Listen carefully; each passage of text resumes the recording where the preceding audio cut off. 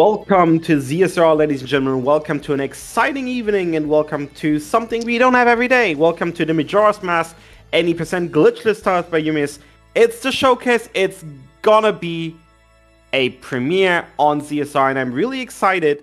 But I can't tell you much about this task. There's 3 other people who can do much more. So let's hand it off, and you will find out who they are right now. Take it away. It's all yours. So I'm Eumeus. I'm the author of this task.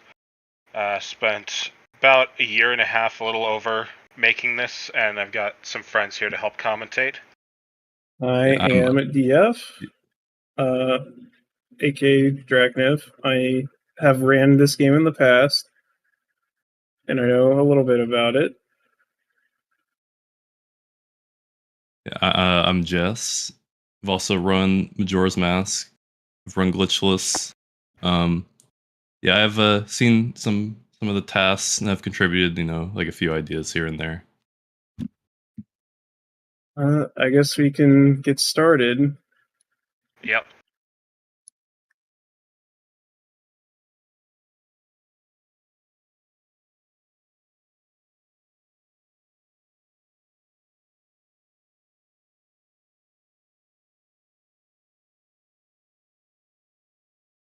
So Eumeus has been working on this for about a year and a half.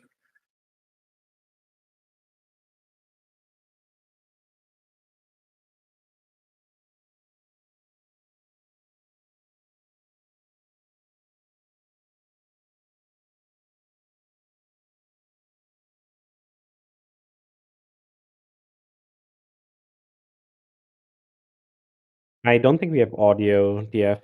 Can you check if it outputs something in OBS? It should be. Oh, hold on. Let me check the.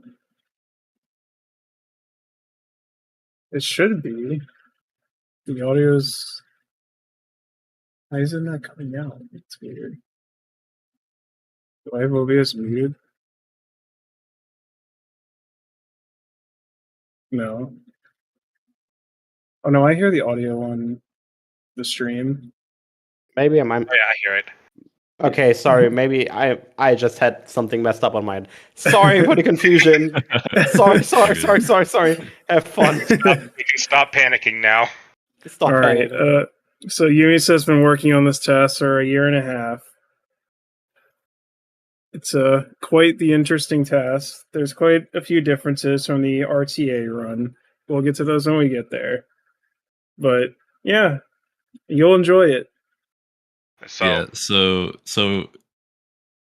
what we're about to go through is, the infamous first cycle.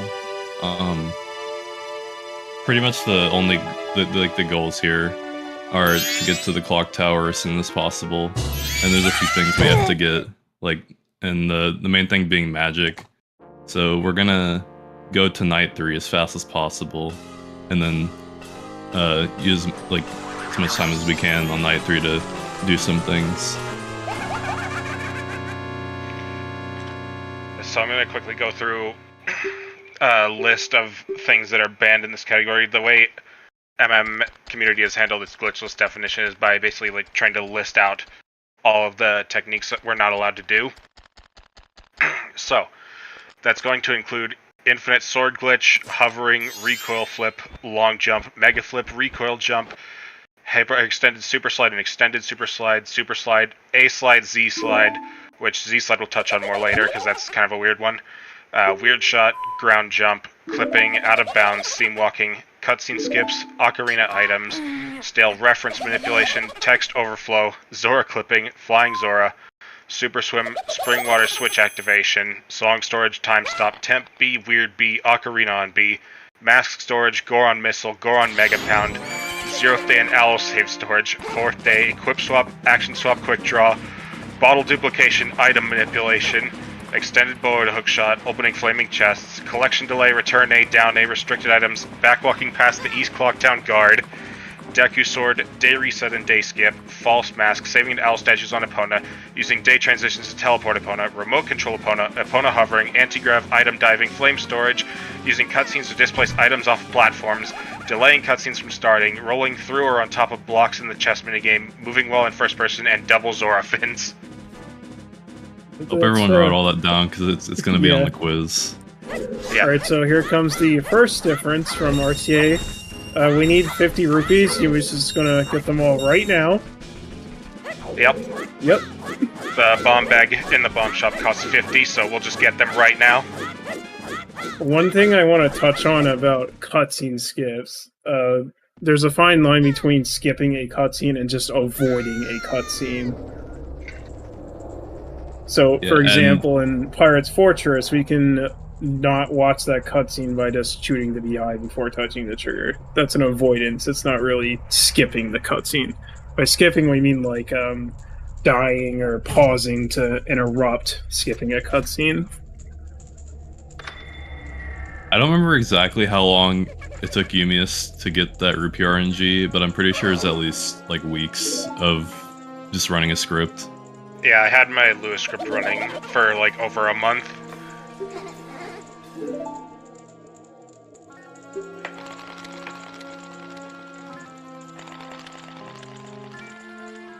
Now, there is one thing that is allowed. Damage boosting. We'll get to that later. That falls... It's kind of similar to recoil flipping and long jumping, but not nearly as powerful. But it's used to some good...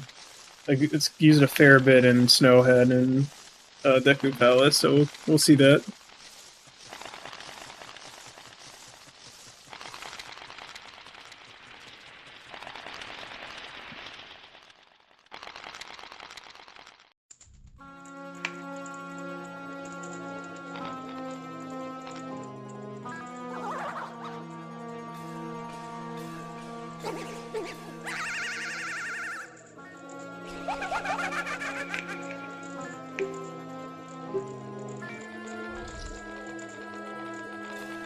And now we are a Deku Scrub, which is gonna set a pretty big restriction on things that we can do right now. Yeah, so the goal of the first 20 minutes or so of this run, or any Majora's Mask run, is to just get the Ocarina as fast as possible. And there's only so much we can do to speed up getting to that. So it's a pretty slow start, but there's some interesting things we do here.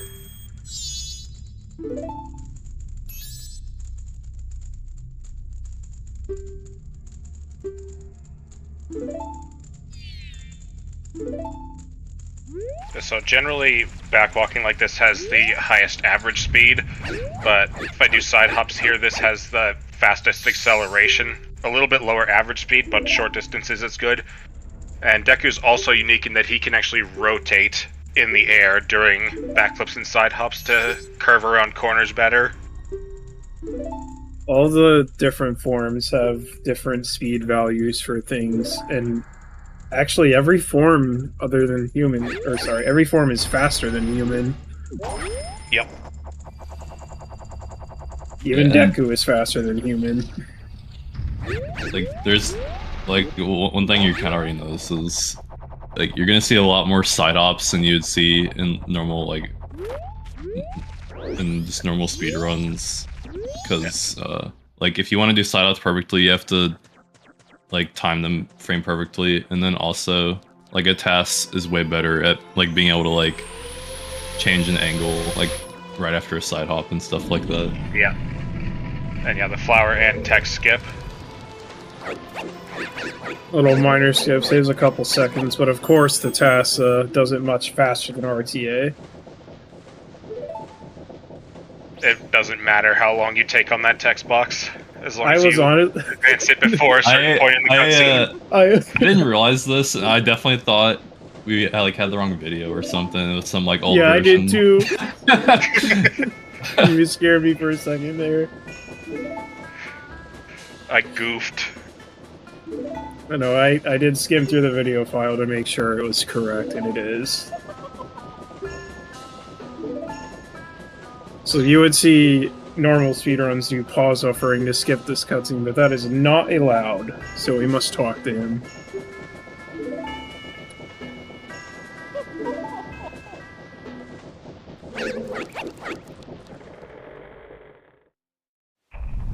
Yeah, any cutscene that you can just like pause buffer through like that is not allowed, because in this game like a cutscene takes 2 consecutive frames to occur, so you can just pause buffer through cutscenes. As soon as we enter Clock Town there, the game actually saves, so we can reset and reload our file to avoid some extra text. If you're playing this on the Wii Virtual Console, it is actually not faster to do that. If you're playing on Japanese, on English it is faster by a second, though. And the N64 resets are a little faster because you're not told to use the classic controller. So the first thing we're going to do here is go talk to Grandma. We're going to read some stories. This is to advance time of day to day 3. Because like I said, we're trying to get to night 3 as fast as possible to get the Ocarina. So her second story skips to 8 a.m. of the next day.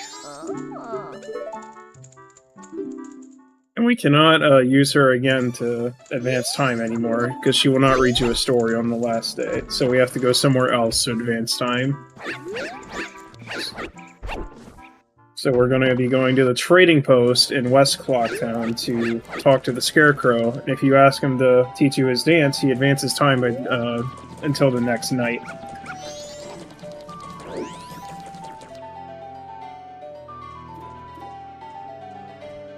There's a lot of subtle RNG manipulation here. An example here is these bomber kids. I have to manipulate the one back here to walk to be not in my way, since the A button side hop is the same button as it is to talk. So if he's too close to me, he'll talk to me. Yeah, we'll definitely point out a lot of the RNG manipulation, but there's actually like a lot more RNG manip that goes into a task than you might think at first. So since we already have 50 rupees, we pretty much have nothing to do in first cycle, so there's a bit of play around while we wait. Yeah, the only thing we have to do is buy the bomb bag and get magic. The reason why we want 50 rupees is to get the bomb bag. It is just faster to get it now instead of later. Yeah, so if we were to get the 50 rupees throughout Clocktown, we would have to go through more loading zones during Night 3, which time is not moving during loading transitions. So the time of getting the 50 rupees only saves the time of letting time of day keep moving during loading zones. Yeah, interesting tidbit about this bomb guy. If you wait to talk to him until he's at the counter, it actually lets time pass. Because he doesn't let you get to the shop until he's at the desk already. Yeah. Yeah, so normally in RTA, you'll see people grab the inn chest, or they'll do a bunch of loads to like get the Keaton Bushes in North Clocktown and like the Honey and Darling targets.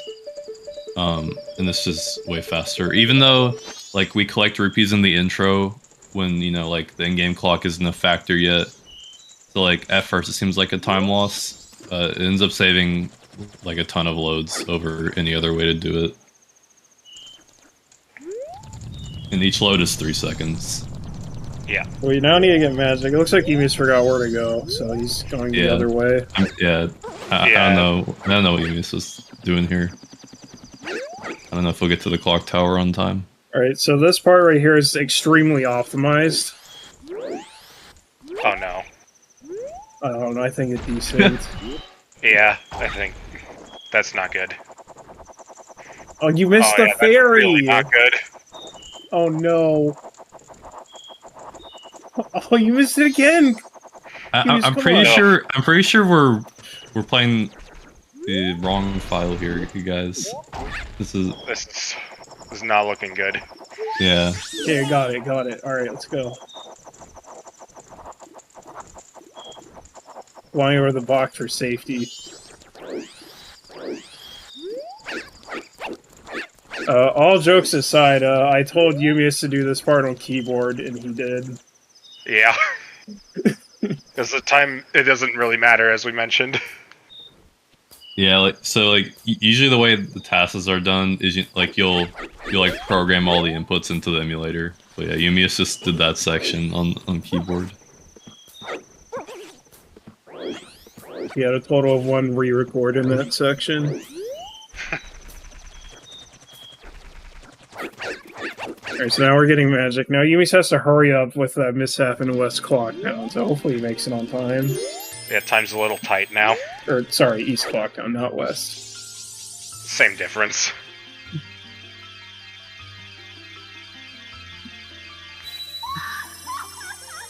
No worry, I told Eumeus to go up the slide. It is a mandatory. Oh yeah, every run has to go up the slide. Yep.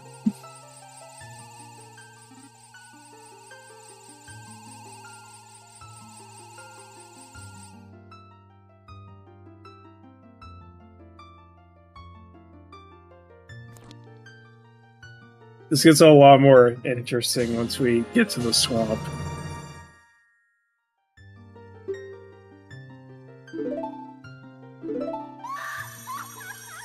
And so we're getting magic here. And then obviously if you've played this game, you understand what you need magic for, but Perfect straight line.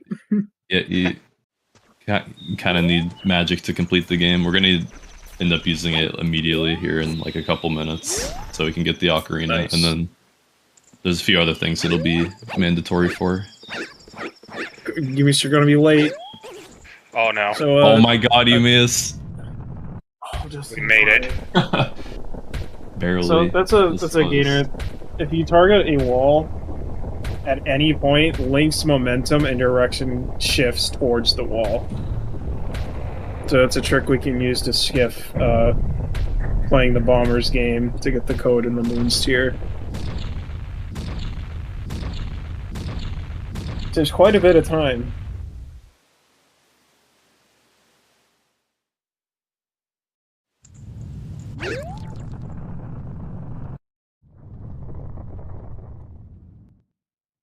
So our first use of magic is, after this cutscene, we're gonna have to blow a Deku bubble at Skull Kid to make him drop the ocarina. And something I want to mention with any sort of like aiming ability or item. First thing to mention is that when you press Z in this game to turn the camera, there's several frames where while the camera's turning, the game functionally has not updated what the joystick will do. So like if you turn towards the camera and press Z to change the camera that way, if you hold up, Link will move forward as what the camera was facing before. And interestingly enough, during that time, you can also move freely while charging up any sort of aiming item or ability. So I'm going to use that here to get some extra distance on Skull Kid while charging the bubble. You successfully save time on every single task that has done this because of that little tech. Yeah, that was a tech. I think Fox found it, if I'm not mistaken. He called it first-person camera delay.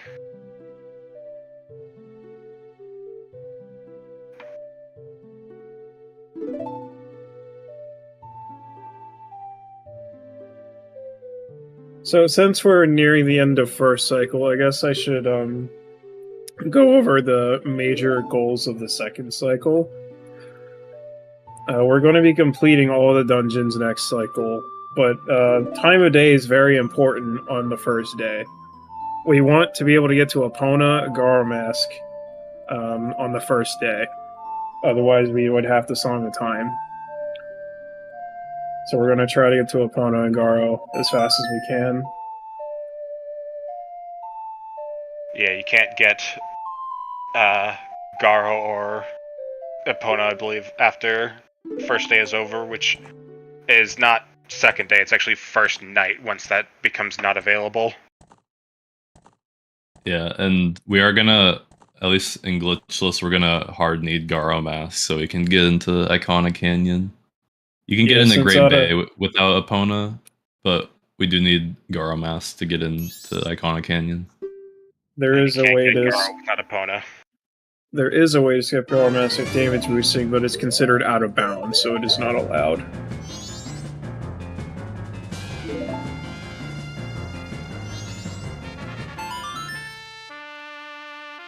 These songs are not out of pitch, I swear. Yeah, no. So if you save and reset here, it avoids the cutscene. It saves like a minute or something. It's a lot of time.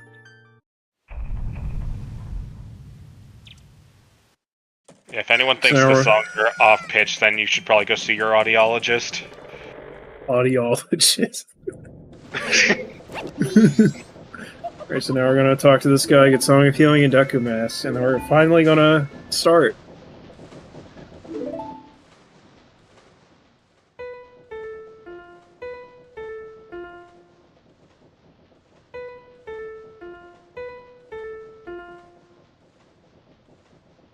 Did you guys know that the Song of Healing is Saria's song backwards?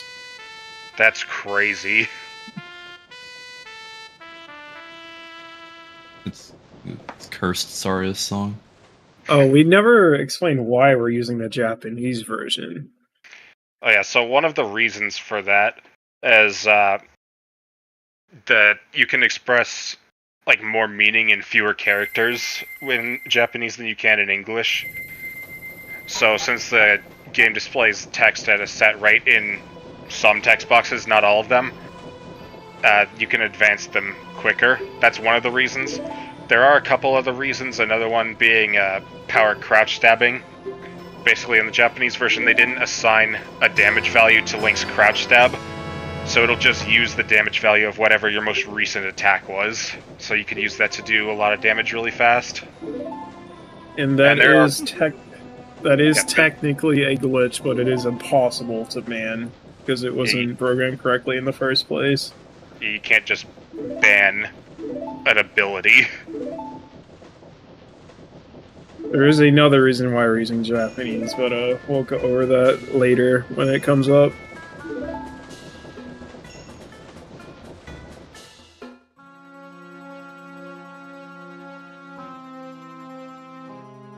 We've just got like a couple more cutscenes, and then pace will be picked up a little bit.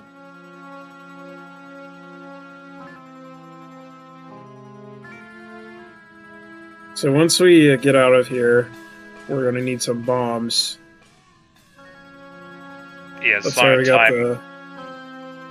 of Time got rid of like any amount of things we had, so any like rupees or bombs or anything we would have had, we lost that. We still have that item in our inventory, we just don't have any like number of them. Yeah, so getting the bomb bag at first cycle basically skipped going to East Clocktown, getting that rupee chest, and then going back to the bomb shop to buy bombs. Because we do need bombs, at least before Snowhead.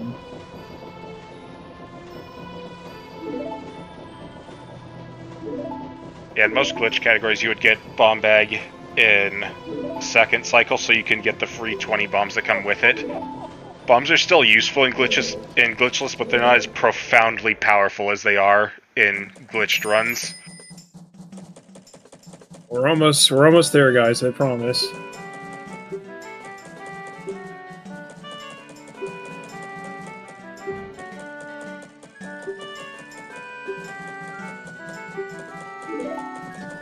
So first Alright, so we're gonna hit this owl.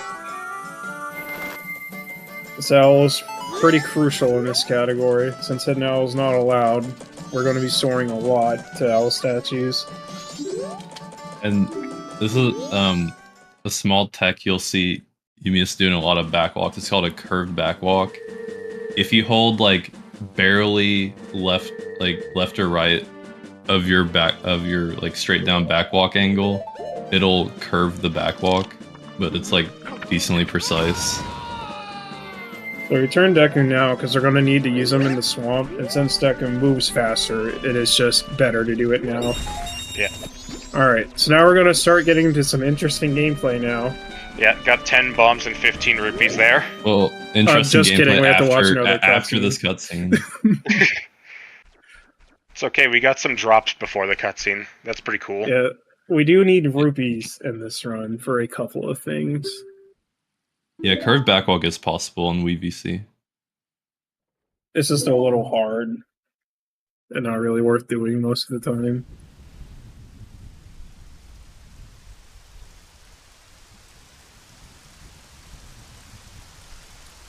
So the first thing we need money for is magic beans. We need 5 magic beans for the well later, because we do need mirror shield in this run. And 5 magic beans is one of the requirements for the well. Yeah, we're gonna have like a whole grocery list that we're gonna need for the well. That's one way to put it. That's what I'm calling it from now on. The grocery list. Yeah, the first like hour of this run, we're gonna do some grocery shopping.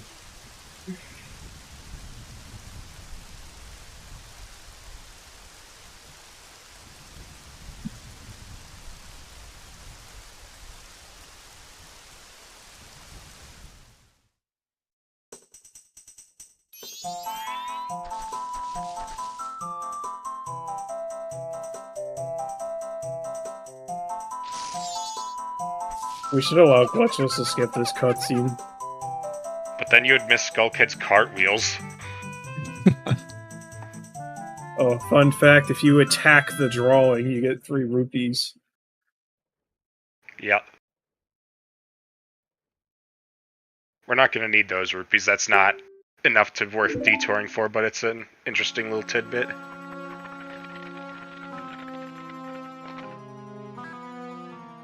Only the absolute fastest rupees are gonna be obtained here.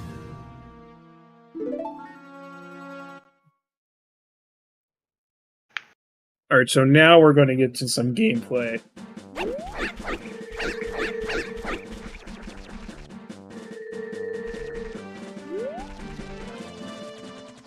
So if you look, you'll notice the curved backwalks here.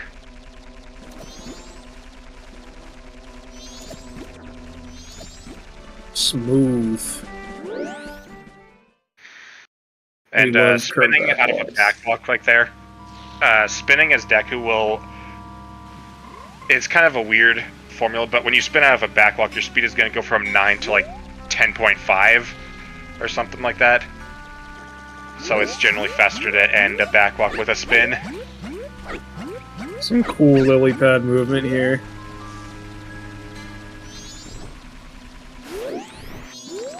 So the first thing we're doing is we're going to go get the bottle. We do need bottles in this run, and since we cannot duplicate bottles or use equip swap, we will need more than 1 bottle in this run. Otherwise, Pirate's Fortress and Pinnacle Rock will take forever. You don't need more than 1 bottle. Well, if you're doing glitchless low percent...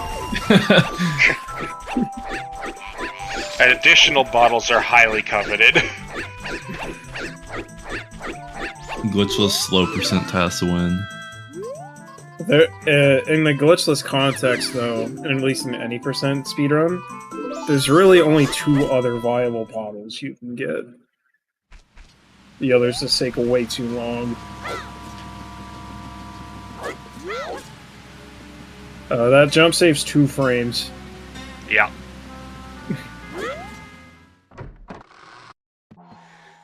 Yeah, so usually the bottles you'll see are this bottle, Goron Race bottle, and Aliens bottle, and this bottle and Goron Race you pretty much always see.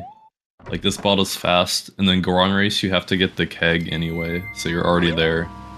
An Aliens bottle we'll kind of talk a bit more about as time goes on, because that one's a bit more complicated. So now we're on our way to Deku Palace, but we're not going to be taking the boat ride. Unfortunately, we will not be riding the boat. This is very sad, honestly. This trick is really cool, though. It's called So Big if you Octo roll Skip. jump here, you can get up onto this ledge, and then jumping off and drowning as Deku gives you some iframes, and you can get past the first Big Octorok during that time. I believe And this that- trick saves like 2 minutes or something. And a Yeah. subtle optimization there is that I target the Octo while I'm like trying to drown, because Link's gravity is increased when he's targeting an enemy. Decker Palace is really cool. The route Yeah, here is that- a bit different than RTA because the TAS is actually going to plan out a death warp that isn't done RTA, just because it's really annoying to do. Yeah, taking some damage from that, and we're gonna get a stick from this scrub. It's more RNG manipulation. We do need sticks in this turn. We need quite a few. That's going to be our best form of doing physical attacks as human.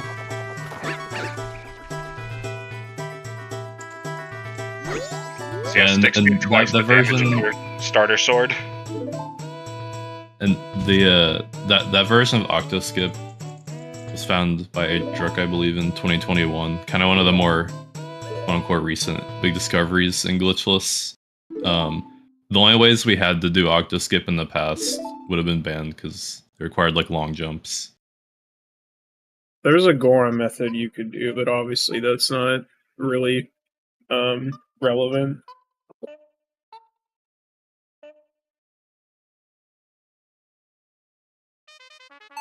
Though I believe Big Octo Skip itself was banned for a while until that trick got found, and then that sparked discussion on whether or not to allow it.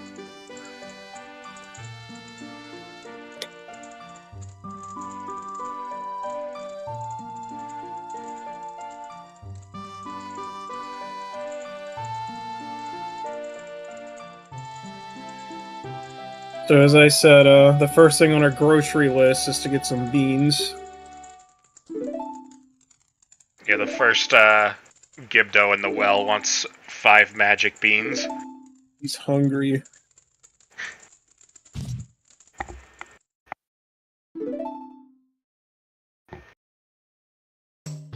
Yeah, so normally the palace route you'll see most people do in RTA is to go to the right first and then get beans. And with the way that the grottos are laid out here in the Japanese version, after the bean grotto they'll go up to the connecting grotto and then do back palace. But here, as you saw, Eumeus did left palace first and has been taking damage. So we're gonna get beans here and also set up a death warp. Yeah, and I did a twisted backflip to grab that ledge. Basically, you start holding ESS position to get Link shuffling, and then you hold Z and flick a direction, and he'll quickly flick in that direction and try to turn back to where he was. And you can backflip or side hop during that frame that he's twisted, and he'll backflip in the direction you pressed, but he'll return his angle to where he was originally facing. Something to note about death warping: if you die while a music jingle is still playing, then it skips the music for dying, so it saves like a lot of seconds on each death warp. So unfortunately, TAS is not fast enough to do everything uninverted, so we do have to invert for a little bit. Yeah, this was one of the biggest ordeals of this task, is trying to work out the in-game time for this whole section.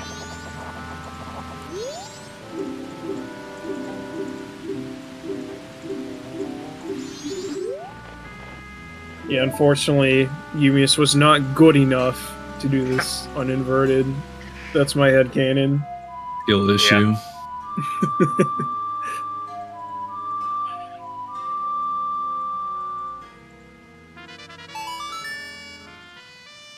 Find glitchless boulder skip, then we'll talk.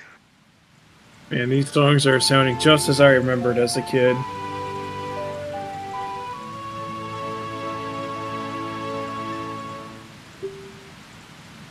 So now we're gonna head to Woodfall Temple. We're not gonna complete it just yet. We're just gonna go grab a couple things and leave. Because it's a little bit faster to beat Woodfall as not the first dungeon, because it skips a cutscene with Tattle later.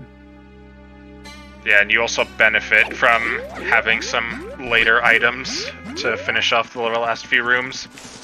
We're gonna see some crazy backwalks here.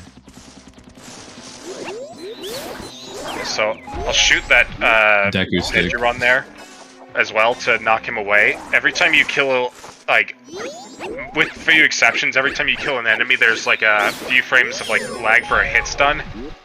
So we want to not kill enemies if we don't have to. Yeah, hip loop, sorry.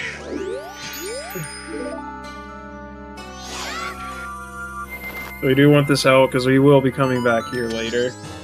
And we do want Deku Nuts, that's also on our grocery list. Yeah, that's part of the grocery list. So with Eumeus just equipped the red potion, it's actually fastest to drink anything as Deku. There's a much shorter animation as Deku Link, so it's best to just do it now.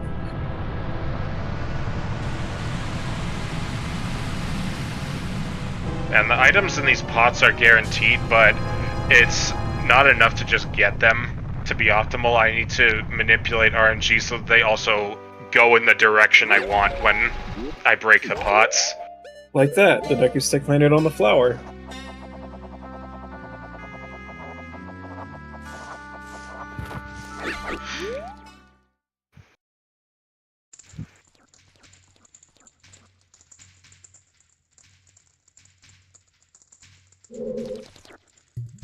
Woodfall is pretty cool. We don't have hook shot, so we can't really skip a whole lot.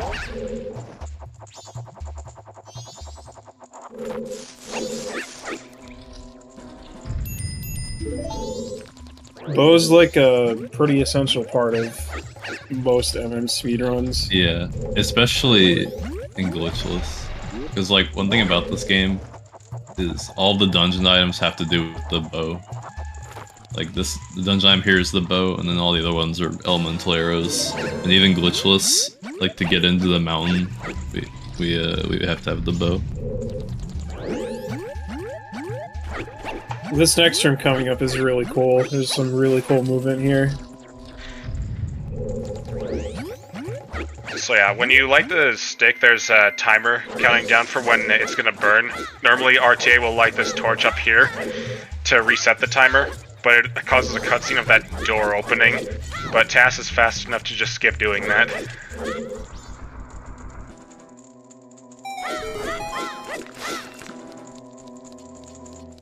So here's a small little trick you won't really see RTA. If you alternate your weapons, sword, and Deku stick, it delays text triggers, so you can walk past the title text there. It's a couple seconds. So here's a little neat trick. Jump slash recoil to skip the dragonfly room. I don't recommend doing it from that whole RTA. You will get anti-grav. That is banned. Yeah. And I was targeting the flower thing in the middle there so that my side hop angle would auto-rotate and I wouldn't need to stop and keep turning. They're gonna kill this lizard man right here. Yeah, this is one of the multiple uses of power crouch stab we're gonna see.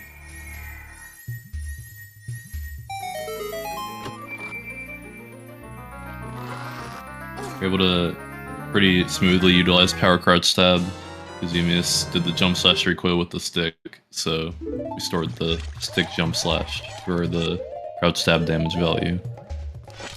So now we're gonna go grab the boss key. It's a little bit faster to kill him later with fire arrows, but it's just better to get it now because we're already here. Yeah, and I side hop down there to the platform after I shoot the arrow with the switch. And something to note is that putting on a transformation mask resets your power crouch stab value. So, don't have my Deku stick jump slash anymore. And you can use bombs to get the guy off the back, you don't need to use the Deku flowers. Now this is a strat you won't really see RTA. So I'm taking some damage here, and gonna hit him with the Deku stick like that for the last 4 damage needed to kill him. Yep, And as I you also can probably tell, rupees there.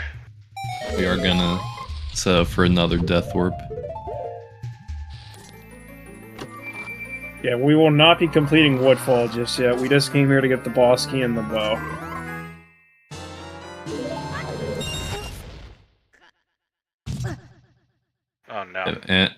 and we got another fast death warp there, which is what we were talking about earlier with skipping the death jingle. So the next thing we're going to be doing is heading to Mountain Village. We're going to be getting Goron Mask and Goron Lullaby.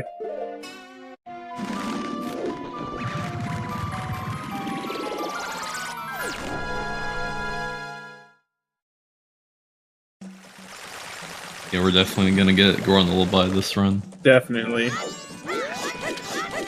So as mentioned, when you target a wall, you can adjust your momentum towards it. I targeted the very edge of the wall so that I could adjust my side hop through that door frame there, instead of having to turn.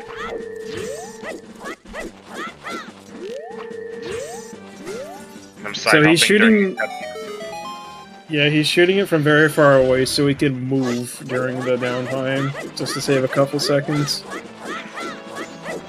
Yeah, and the longest cutscene of that part is when it actually shatters, so for that one I opt to side hop off the tall ledge so that I can get the most amount of movement during that.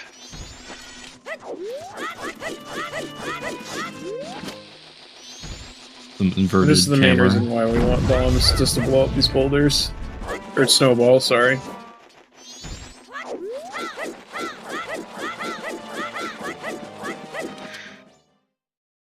So I do have an extra bomb here, and I needed a use for it, so I figured out something kind of fun to do with this. We do need to hit the owl statue here since we want to soar back here after we get Lens of Truth to get the Goron Mask. So I'm going to use this bomb to blow up this snowball back there, which has a fairy in it. And that fairy will just luckily fly into me. Yeah, you did not manipulate that at all, it just happened. Nope. It was his first try off the cuff. Yeah, if I was not at full health, there's a snowball later that would drop a heart instead of a rupee, and I need the rupee.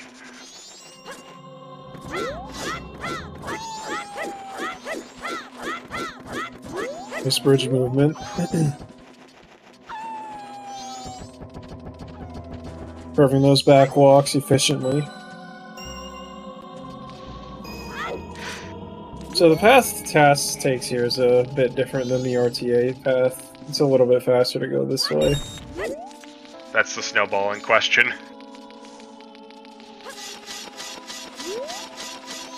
And another instance of weapon swapping to skip the owl text. That owl can be skipped RTA, but we don't do weapon swaps, so we just go the other way and jump around it. And the platforms are the same every time, depending on the day, I guess, as well, but if you know where they are, then you can just do the jumps. So, normally you're supposed to follow Dormani's ghost all the way up to the grave, but he's actually just there already, so you can just go up there and play Song of Healing. Yeah, it doesn't let you do that without the lens, though, so we did need to come get this. It was the only requirement in Glitchless. And this is also another essential use of magic. There's no way to get around getting Goron Mask without magic. Are you sure he needs magic, Jess? I haven't seen this before. Seems like I already know where the ladder is. He's just climbing the wall. So a small thing is, normally when you climb sideways, the climbs are slower. But if I do a specific movement with the joystick, I can get the animation to go a little faster.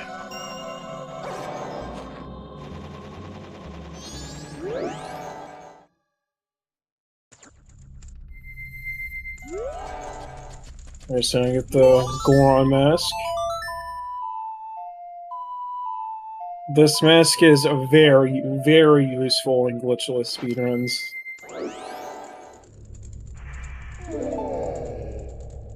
Once we get this mask, this becomes our primary way of moving from here on out.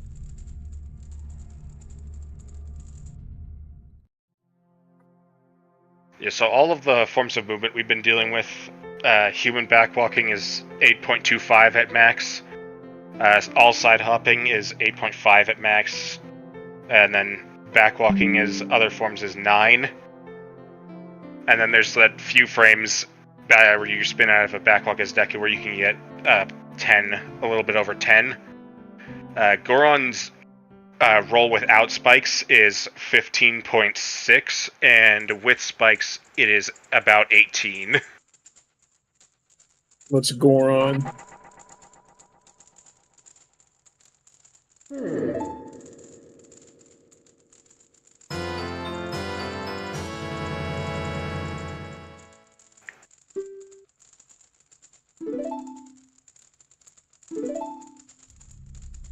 So here's some minor tech.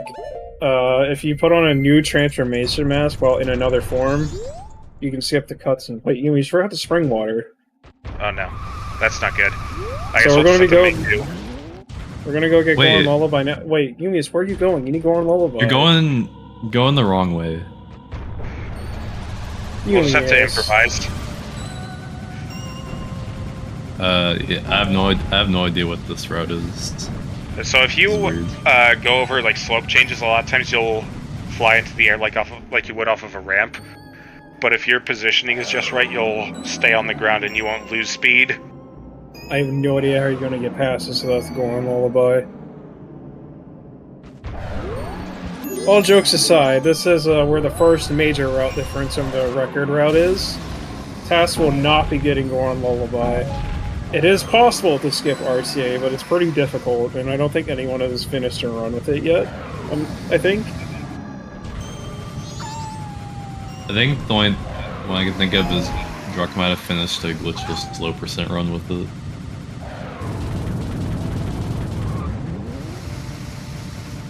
And they're also manipulating some drops from the snowballs on the way.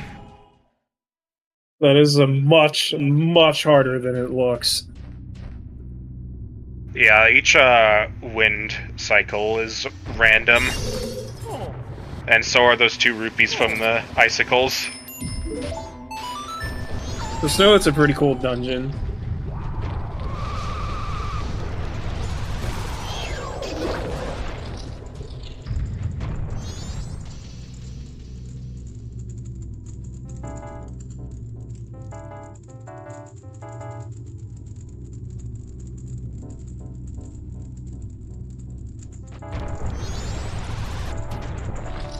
So since we don't have hookshot, we do have to kind of get a little creative with how we proceed through the dungeon.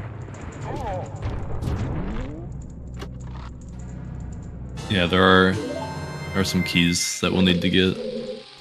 Also, that was a Goron side hop. Damage boosts with Goron are pretty strong since the Goron pound goes pretty high. Yeah, so I'm pretty sure Goron side ups actually have like decent like numbers when it comes to speed and stuff. But Yeah, the thing the is, speed- like the fact that you're Goron, you could usually be rolling instead. Yeah, Goron side hops, the lateral speed is the same, but his gravity is higher than other forms, so you can start side hops more often and have your max speed more often. So we still do need money. We need 90 Yeah. rupees for the rest of the run. Yeah, I needed to manipulate those blue rupees. The drops are guaranteed, but they needed to fall in my path.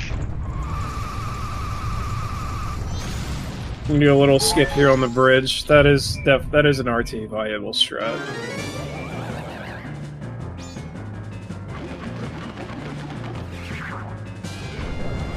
They're gonna fight this guy. Goron So side ups. He's got like his personal space bubble, and if you get within that bubble before he becomes vulnerable, then he'll teleport somewhere else and restart the animation. And so you want to approach that with the highest speed you can, so that you close the distance in as short a time as possible. Goron side hop. And then the second phase, if you hit the damage on the right time, you can skip him going into his, like, cloning phase. So, yeah, Eumeus is definitely gonna hit this ice right here to melt it. Nothing questionable about this at all. He definitely hit that. Looked The like it to hitboxes are a me. little generous.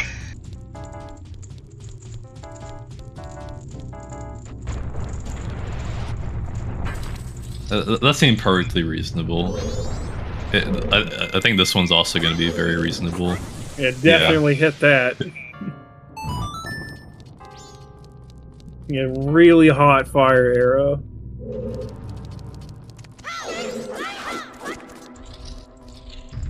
Here's a cool little trick here. You can get down to the snowballs. Normally RTA does this, they blow up 2 snowballs. We can blow up 3 and also land in the tunnel with a Goron roll. It's really hard to land in the tunnel with a Goron roll, though, without getting anti-grav, so I don't recommend people do it. Normally you're supposed to go back down and raise the tower and punch it down to a specific level to continue the dungeon, but you can just do that clever little jump to skip all of it. So this is the second Whisperer fight. We need to get the boss key.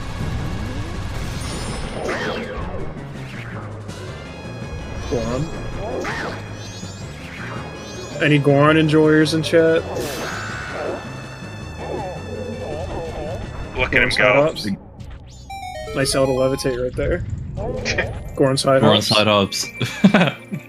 Yeah, if the distance is sufficiently short, Goron side hops can be viable. Adding to our Goron side up counter. And we're gonna use that same strategy again here.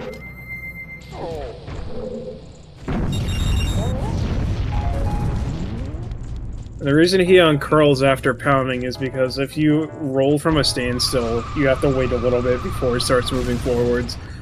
So with Goron, it's best to walk a little bit first and then start rolling, so you're already moving.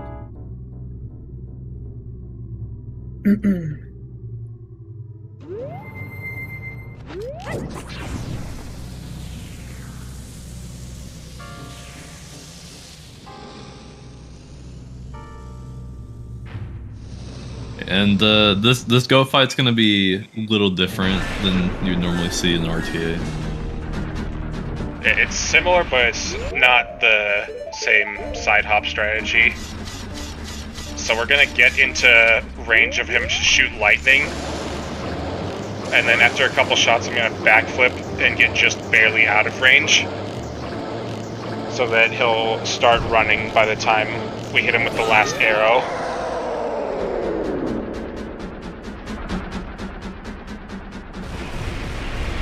Yeah, so it was pretty much the same concept.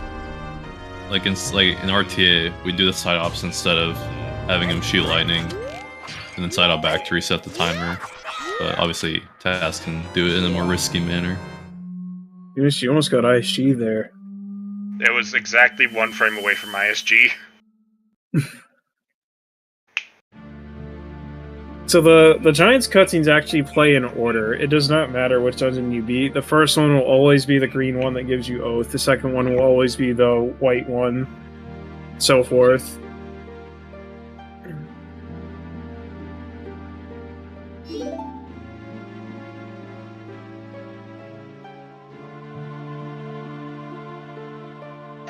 And I do want to mention, I shot the pot with an arrow to get that magic drop. That is actually optimal. If you hit something, like any sort of actor with a sword slash, a normal sword slash, not like a spin attack, then there is a frame of hit stun that will pause everything for 1 frame.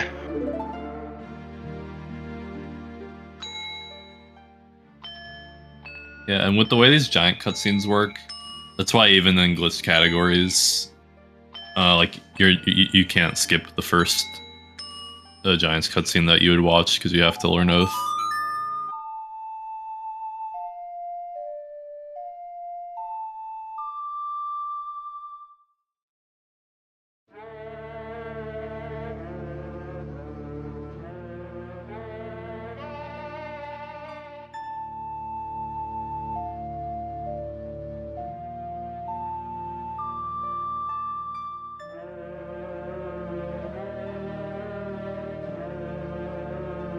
After we're done with cutscenes here, our next goal is going to be to get the powder keg, which will also include doing Goron Race for the bottle. Goron Race is one of the fastest bottles we can get in this run. Like I said, there's only 3 viable bottles. The other 3 are really slow. But beaver bottle. Yeah, we should definitely get that one.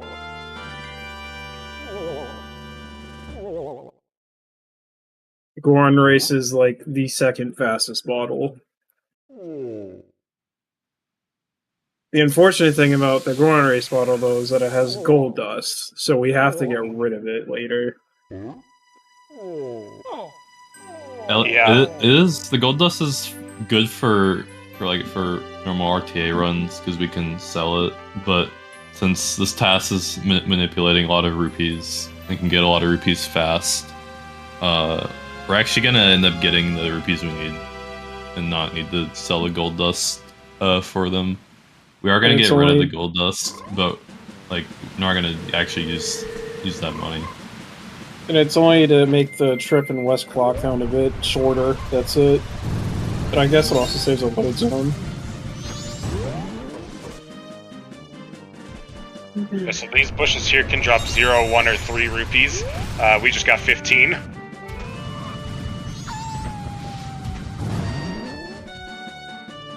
There's some jank Goron rebounds here. And this awesome little jump here. So good. Yeah, Goron's not tall enough to reach that ledge normally, so that skips some mass transitions and is also just generally faster movement. Alright, this is crazy. You're gonna wanna see this. Hey, So we I'm have some suddenly awesome pushing tech the coming keg up. when I'm going up the ramps, so that I don't have to walk as far with it. But then there's this long, gently curving stretch here, and turns out this is kind of fast. Eumeus, you almost pushed the keg off multiple times. That's scary. I do have to be holding it for it to come with me, though.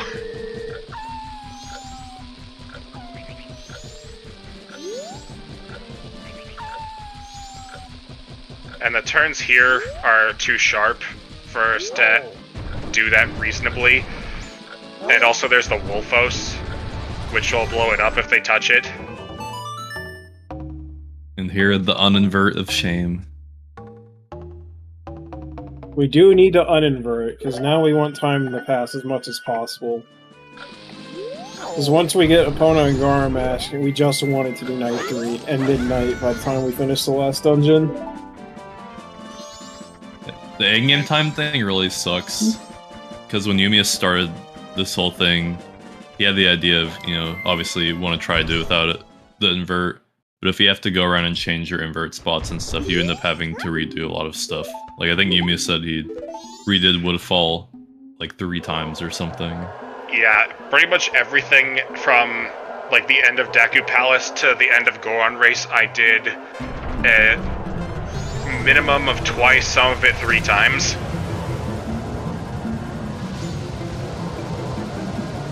That's kind of one of the main problems of TAS in this game is figuring out inverting and uninverting spots. And obviously in glitch categories other than 100%, it doesn't really matter that much, but in glitchless context, it matters a lot. And when I'm going over a slope change downhill, I don't want to stick to the ground necessarily. I want to maintain the higher speed from going on flatter ground.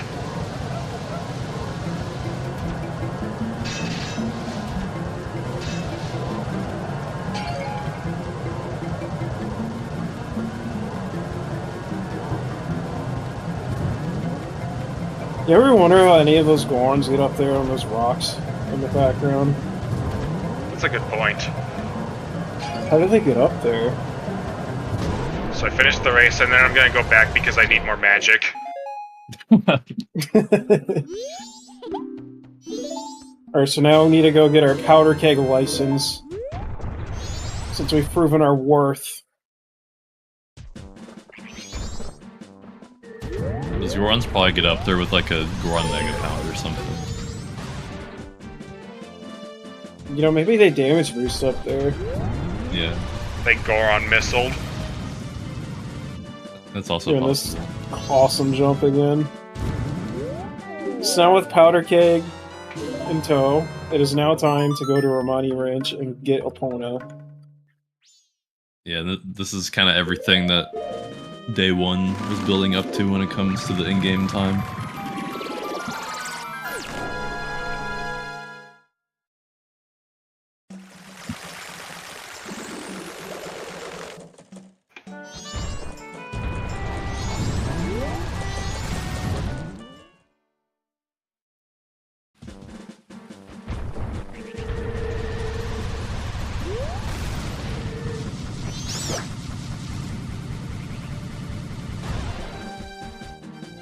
Eumeus doesn't have much time to spare. He's got to hurry.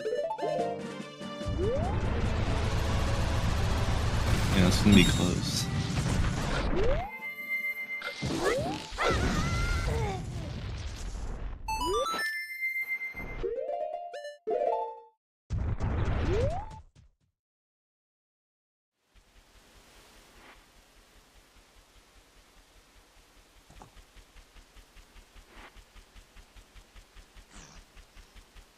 The Romani There's makes you there's play no a... branch music. Romani actually makes you play a mini-game to get your horse back. Yeah, and when she's here, she's walking in like kind of a figure-8 pattern, and she stops at random points. So I want to manipulate when she stops to get her to be as close to me as possible after this cutscene. More RNG in that.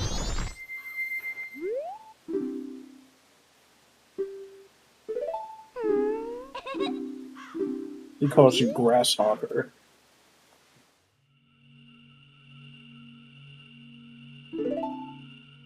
Alright, get your guesses in for the time, for the opponent game. How long do Yeah, people think Epona is going to take? Normally in RTA, this archery would take around like 17 to 22 seconds, ideally.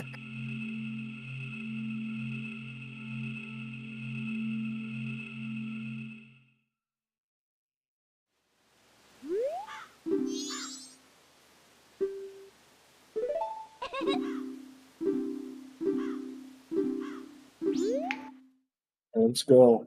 Let's see. Let's see this.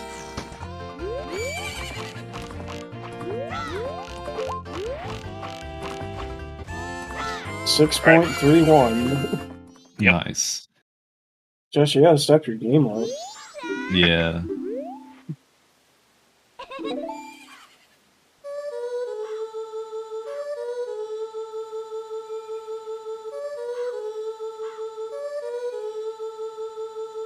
There's a lot happening in that archery section that's happening really fast. A lot of stuff with camera manipulation, and also the balloons move up and down. They're always in the same spot, but where they are in their like up and down bobbing is random. So I need to manipulate some of them to be some of them that are behind hills. I need to manipulate so that they're at a high point so I can actually hit them. Fun fact, there is a bingo goal for this game called Under 35 Seconds Archery. I think Genius definitely did that. I think we need a bingo goal for under 7-second archery. That should always be the center square. Guesses for Gorman race time. It's almost night, Eumeus. Are you going to be able to talk to these guys in time? Probably. So yeah, the whole point of this time of day management was to get opponent and Garo mask.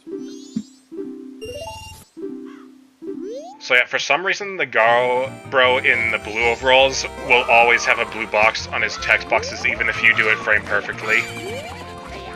I didn't know. And you may have noticed that Eumeus shot the guy on the right while waiting. Yeah, that makes him slow down so he's not in my way, and then also turning with the bow during the start there gets Epona into her like trotting animation so that she can take off faster. Another subtle thing is when I'm using a carrot to speed up, I pull out the bow before I hit max speed, and then when I cancel it, it will set me to my max galloping speed without using another carrot.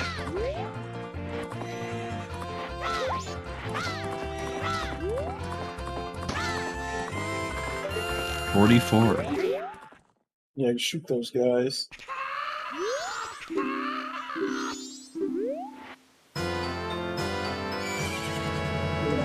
Alright, so now it's nighttime. So the next time of day thing we need to worry about, well, not worry about, but we have to plan around is getting the curiosity shop, since we need to sell the gold dust. Yeah, and we can kind of start talking about Aliens Bottle a little bit. So, in normal RTA runs, like the optimal route gets the Aliens Bottle because at least for how fast you can go in RTA, it's fairly convenient. It also gets you milk, which is part of our grocery list. But TAS encounters a pretty big problem here, where even if you time it perfectly, where it turns night right after getting Garo Mask, TAS is too fast and doesn't have enough to do while waiting for aliens. And it's kind of unfortunate because we're kind of hard in game time capped by the fact that we can't get Garo Mask after it turns night. So we're actually gonna skip the aliens bottle and do a route that does 2 bottles, and it's gonna do an extra Pinnacle Rock trip and get milk in a different spot, but it's gonna end up being better for the TAS. Eumeus did try a lot to get aliens to work, but there's just not enough things to do. There were like some discussions about like blowing up the Econo Castle roof while waiting. That still was too early. You can kill Odowa between the alien waves. And I think the thing that would have made it worth it is if he could have also gotten the boss key in between the alien waves. Yeah, that would have put it much more in the running. It was very lenient to kill Adalwa between aliens waves, but it was not quite possible to kill Adalwa and get Woodfall Temple boss key between aliens waves.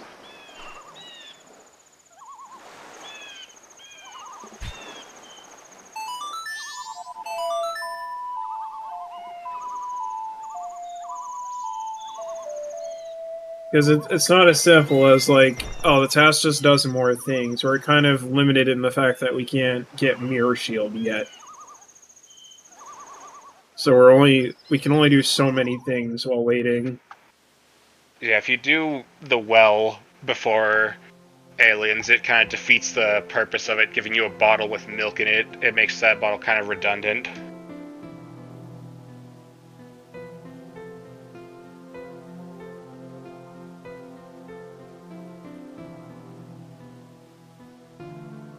It might seem like an extra trip to Pinnacle Rock is pretty bad, but spending the time killing aliens is also pretty bad.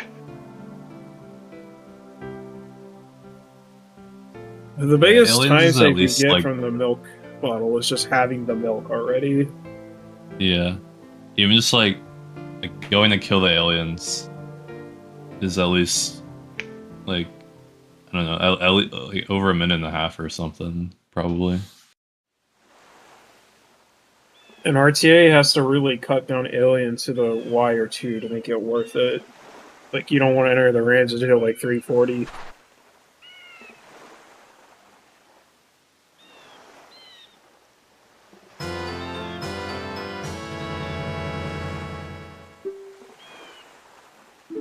Yeah, so since we're doing 2 bottle, we're gonna see an immediate route change here from the aliens route. Normally the aliens route, we're gonna go get hookshot and get an egg, but we can't really do that right now because we only have 1 open bottle, and since we're only getting like 2 bottles in this run, we have to do both PF trips with 2 bottles to not do an extra trip. So we're gonna use Pinnacle Rock to burn time for Curiosity Shop. Since Pinnacle Rock only has 3 eggs, we can do 1 trip with 1 bottle and then the second trip with 2. And we're gonna get the bottommost egg here. Just since we're waiting anyway, it's best to get the slowest one right now.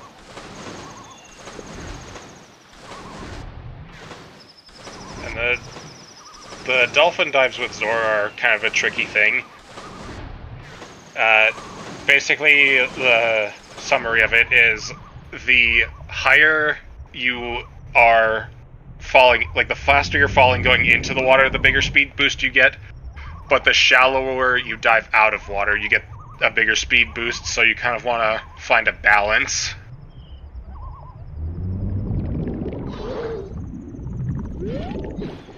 So swimming and backwalking have the same speed, but you don't have to wait for Link to land while swimming. Or while backwalking, sorry. So it's a bit faster to backwalk.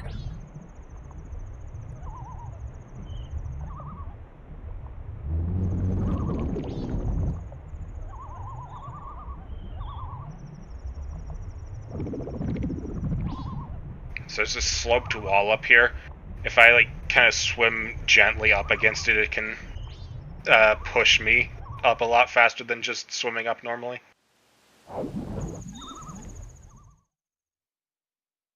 Now, normally the fastest way to get to the platform is to just avoid out again. But since we're trying to kill time, it's best to just swim to the platform. Just to cut out a load transition. We're gonna hit the owl now.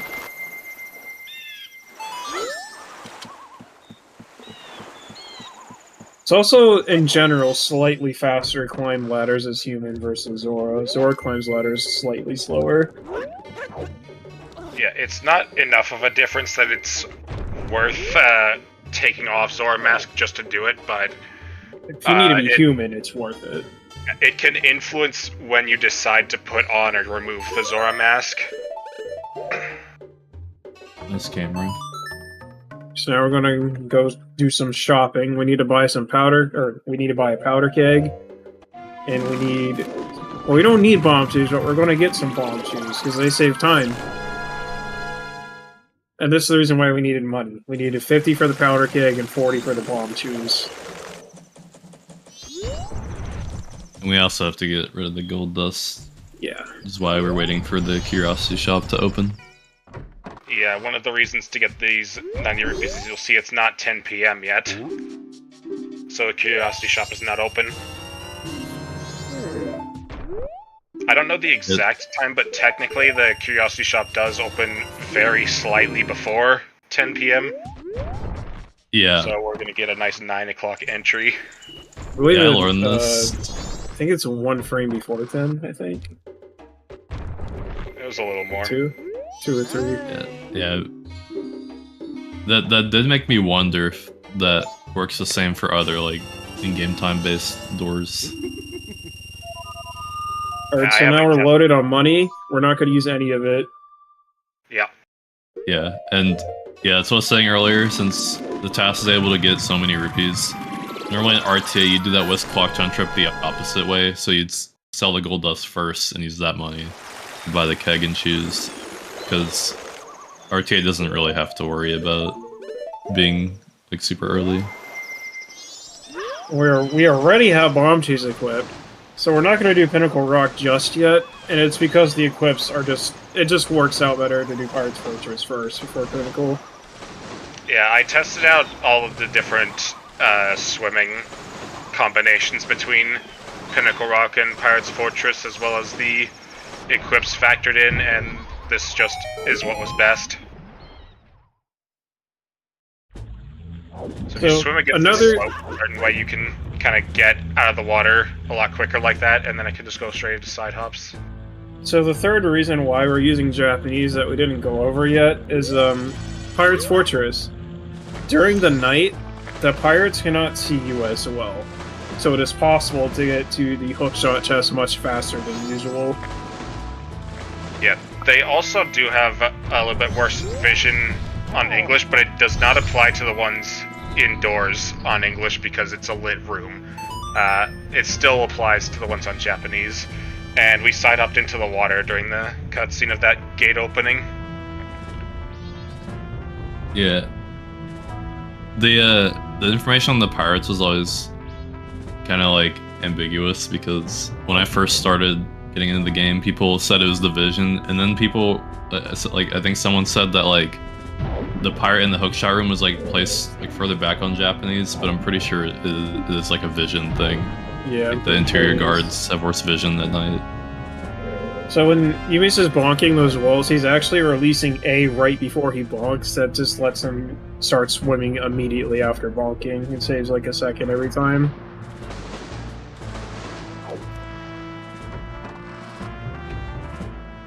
This room is pretty cool.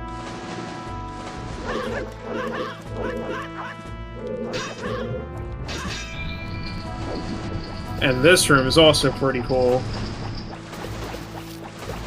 I love this room. This room is amazing. So here's an instance where you want to turn human to climb the ladder, because we want to be human here. So an advantage of 2-ball route is having bomb chews here for this. So the first bomb chew hits the top switch, and the other 2 bomb chews collide with each other on a corner and blow up the crystal switch behind the cage. Such a cool strat. Yeah, that was sick.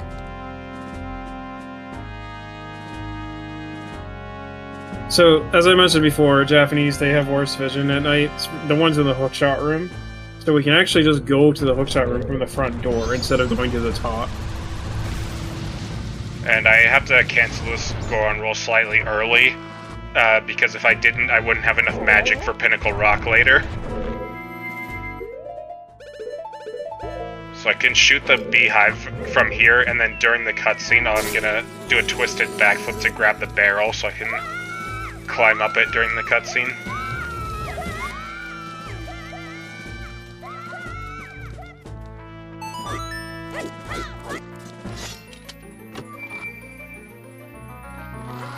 So since we only have 2 bottles, we have to make 2 trips here.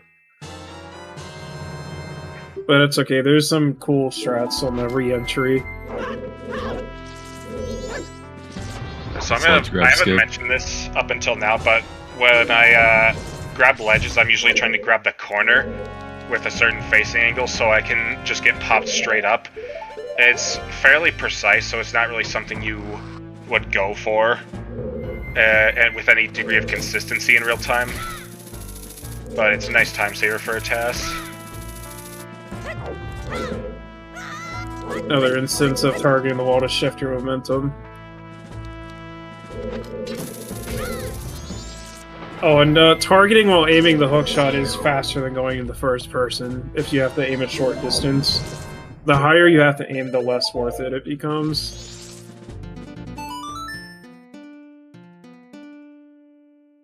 So that's the first strip of Pirate's Fortress. We're gonna go drop off the eggs now, and then come back. Yeah, compared to RTA, like, the aiming meta is going to be way different because it's hard to, like, consistently adjust, like, third-person, like, vertical aim in RTA because it's fast, and you also have to, like, if you want to do it for something far away, you have to, like, you know, like, flick a good angle first try. So Yeah, you don't really see it that much. You can't aim side to side when you're doing that. You can only aim up and down. You can sidestep during it, but you can't actually, like, turn. So Yumi's got a little pop-up there this time on the ladder. That didn't happen the first time because I don't think he knew about it then, but it didn't really matter because it was early to Curiosity Shop anyways. Yeah, so Imbue didn't really suggest anything for that, but something that he said in our planning group kind of gave me an idea, and I was able to get that pop-up there. It wasn't necessary to do it the first time because I was 2 frames early to Curiosity Shop, and so it wouldn't have actually saved time then. It could have saved time if I had redone everything after Deku Palace again to make the night set transition even tighter, but that didn't feel like it was worth it at that point. There's a cool little trick here. It's slightly faster to use this entrance. Yeah, this is done in RTA, but it's done off of a like on a different boat, and done a lot slower. So you're gonna see a lot of the first-person camera delay with hookshot here. So you're seeing me target during a side hop and then start aiming it before I land.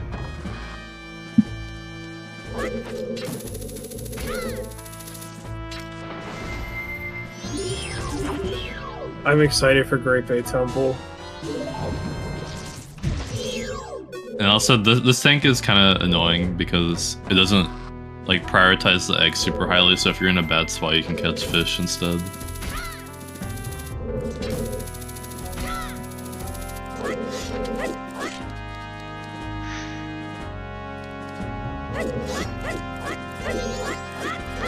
Yeah, you can just kind of walk around her with proper movement.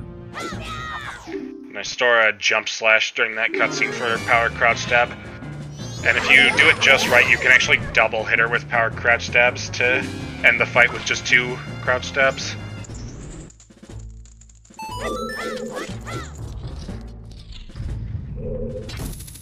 And like I mentioned, if I use any additional magic here, I won't have enough. So I need to manipulate these skullfish to not swim into me, since I don't have the magic to kill them. Then we're gonna drop off. Getting the egg on top of the chest. Yeah, so I don't have to sink down as far. So we're gonna drop off these eggs and finish up Pinnacle Rock, and then it's off to Great Bay Temple. Great Bay Temple is awesome in Glitchless. Yeah, so it's kind of getting like further away from the aliens route. Like the egg trips are way more split up. Like after you get hookshot in the first egg, you would do the West Clocktown trip, then go to the graveyard and set up some Icona stuff, and then do aliens. But in this route, we're just gonna kind of do it sequentially. Like we're gonna do all the eggs at once, and then go in the Great Bay Temple right after getting New Wave. Yeah, we don't we kind of do intended dungeon order, except we don't finish Adalwa first. We do Adalwa, I believe, after Great Bay. Yeah, not right after, but we will do it before Stone Tower. Yeah, there is kind of like one particular spot where you like to route in Woodfall. When you have fire arrows equipped anyway. Which you'll see later. So I didn't mention this before, but this is called Seahorse Skip.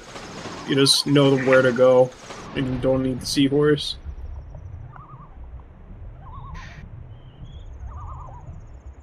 So it's like Wasteland and OOT, but like not as complicated.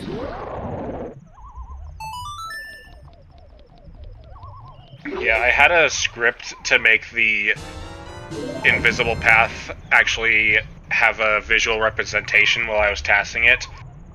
Thanks to Anzura for that, for modifying the OOT collision viewer script to be able to do that. And the path is kind of surprisingly basic.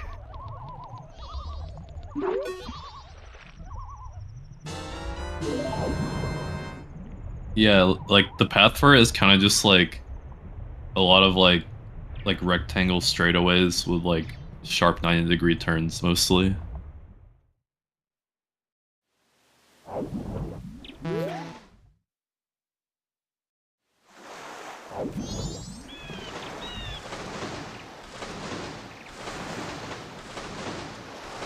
So now with all the eggs collected, we're gonna learn the song.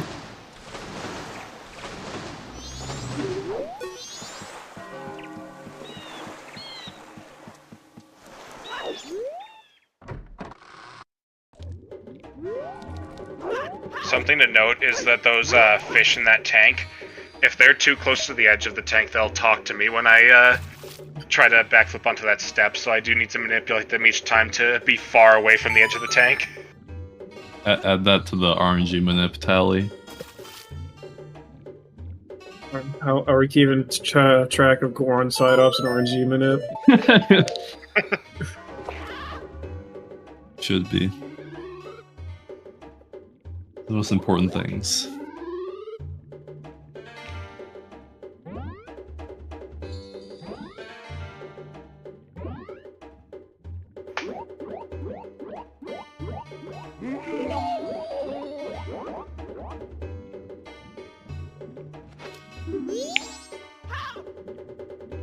This roll that doesn't do anything?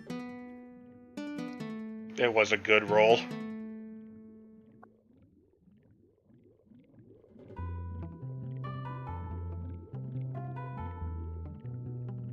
Yeah, all the RNG manip is gonna be on the quiz.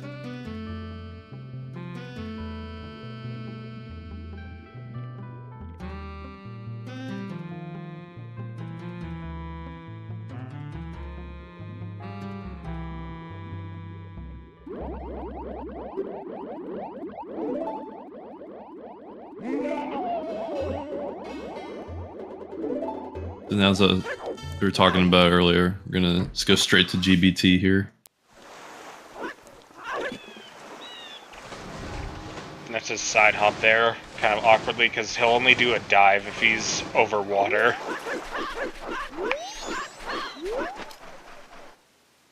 And we'll have just enough time before day here to turn. And the screen was getting smaller. Stream got messed up, but it's fixed now.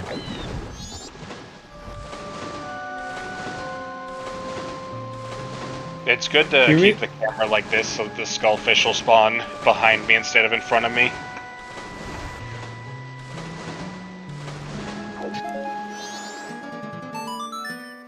We're gonna wake up the big turtle guy.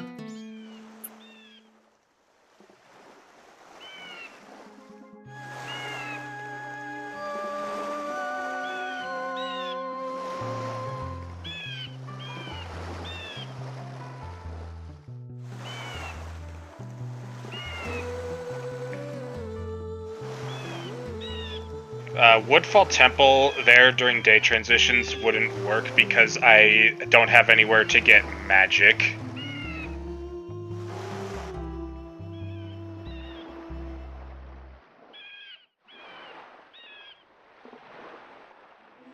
Yeah, because you need fire arrow for the porch on the way to the boss room.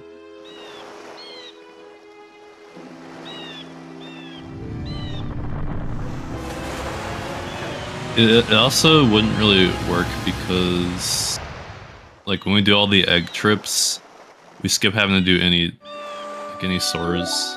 We just, like, swim out of PR and stuff. Like, if we wanted to do Woodfall early, like, we'd have to do it after, like, right after West Clocktown or something. But at that point, you're not gonna get the transition in a good spot, probably. Anyway. Or I guess you could do it after PF, actually, because you do soar out of there. But yeah, magic is a problem.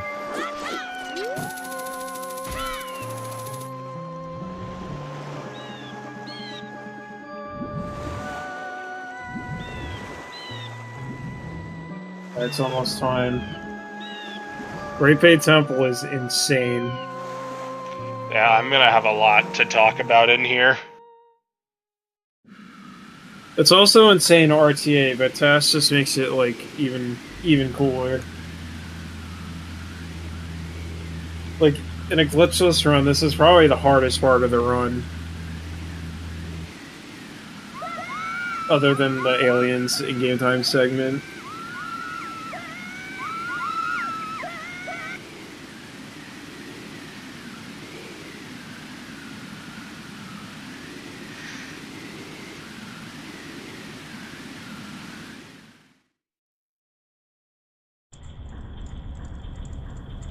Alright, here we go.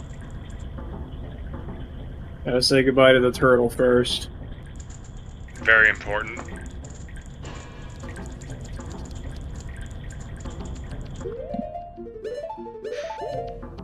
There are some things in this temple that are cycle-based. Like, for instance, this room, I'm waiting on the elevator to the right of the door.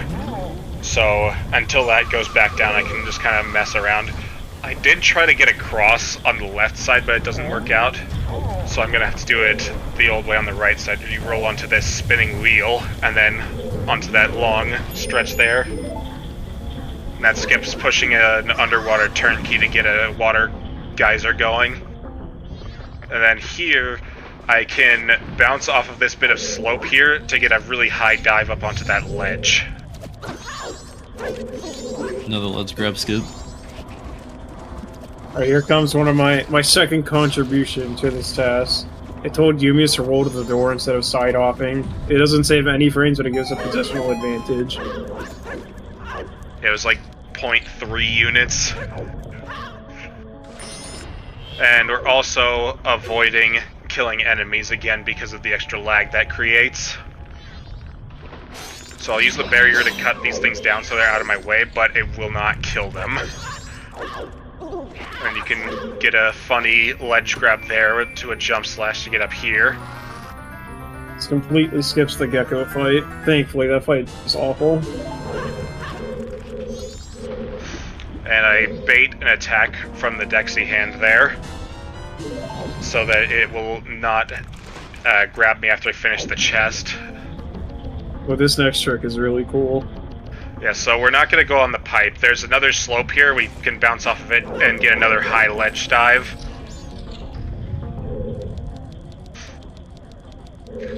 And this fight is a nightmare. Yeah, we're Even in fine. RTA, this fight is horrible. Yeah, so Wart is only vulnerable while his eye is open. He has 20 HP. Certain types of attacks do double damage to him, like the sword and bombs and stuff like that. First time he opens his eye, it takes a set amount of time. So while I'm waiting for him to do that, I'm going to try and manipulate his movement to get over here to the edge of the room. And then I'm going to double hit him with a bomb. And then do another double hit with a bomb, avoiding killing as many of his bubbles as I can. And then I want him close to the wall, because in the second phase, he doesn't open his eye until he crashes into the wall, so I want that distance to be as small as possible. Yeah, that fight is horrible, but that TAS made it look really easy. And you might have also noticed he rolled into the pots to break them for the hearts to avoid the 1 frame of lag from using the sword on each pot. So we will be seeing Ice Arrow's use. It is required in... There's only 2 required uses, but since I have them, there are some applications I can use them for where they're beneficial anyways. Oh, that bonk. Forgot about Let's grab that. skip. Need a let's grab skip count too. So now with both the red turnkeys turned, we're gonna go reverse the water now, because that's the only way we can access the second half of the dungeon. Here's a neat little trick here. Yeah, If you can freeze climb the ladder during waterfall... the cutscene. Yeah. This part was Unfortunately, kind of TAS is... unfortunate. Yeah, there is this water wheel cycle here that Eumeus could almost make, but it wasn't quite possible. Of course, he didn't put on Zoratil climbing all the way up, because he was slightly faster for that. And you can cancel the swim as you're about to dive, and you can get a funny little boost, and then I also get a pop-up off of that.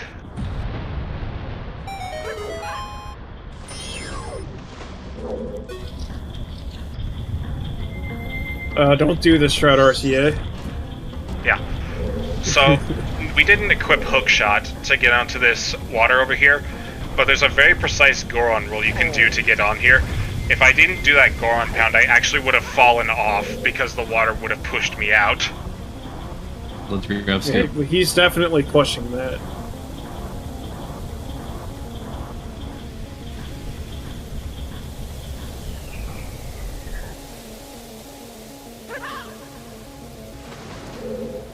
We're definitely pushing this. Yeah. So now with the water reverse, we need to go back up, and the fastest way to go back up is to just avoid out as a Goron. Yeah, because after you avoid it, it'll set you to your last entrance, which is going to be the door to the other green turnkey room we were just in. Alright, these next series of rooms are awesome. I'm going to let them speak for themselves. So there's a water wheel in this coming room. You're supposed to freeze to traverse it. RTA doesn't freeze it, but we're still going to do it just a little bit differently. You can bonk this to get up there. Don't even need a jump slash. And then I side hop there to avoid getting crushed on the ceiling. And now we are going to avoid melting the ice to weigh down these seesaws.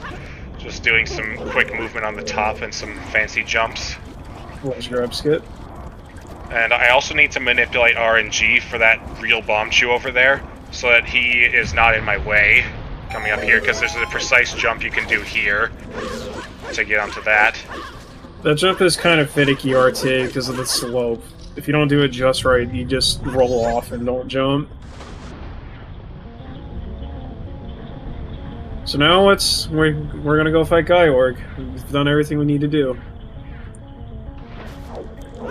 There's one more little trick here.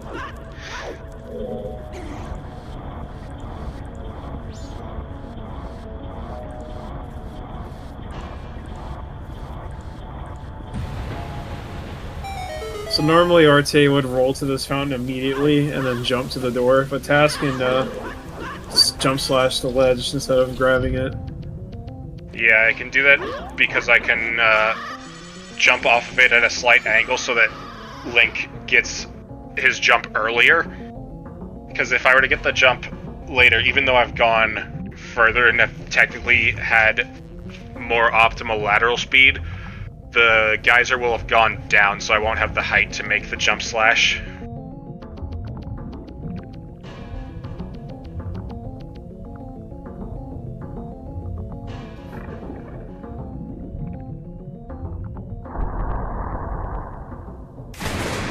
So our goal for the Gaiorg fight is going to be trying to avoid taking off Zora, also going fast, which you can also do an RTA. So if you swim into him, you can just keep stunning him. Yeah, you have to do this a little bit different on Japanese compared to English, because on English you can use Zora barrier when you're just like idling in water when you're not swimming, but on Japanese you have to be swimming to use your barrier. Yeah, and I delay killing him a little bit there so that I can let him go closer to the center platform.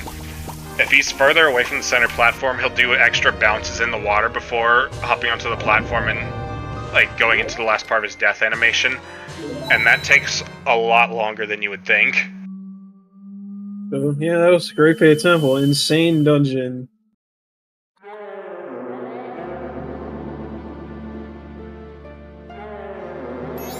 So now with Great Bay done, we gotta finish off the rest of our grocery list. We need to get a fish, and we need to get milk.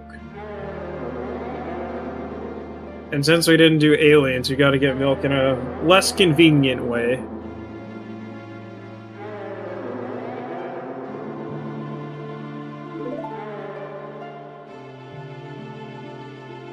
Yeah, so at this point we're kind of gonna go where you'd expect. We're gonna be trying to head up to Icona and hit the graveyard on the way so that we can get Song of Storms, because we do need that to get Gibdo Mask. And then we need Gibdo Mask to get through the well.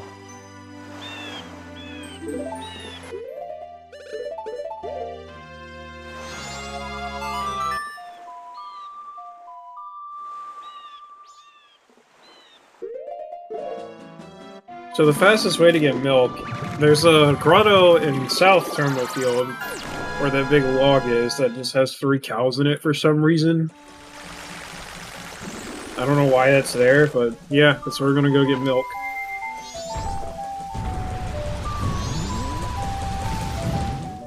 Yeah, it can be opened with an explosive. And my fastest way of setting off an explosive is going to be to use a bomb chew. I'm just going to drop it and then stab it.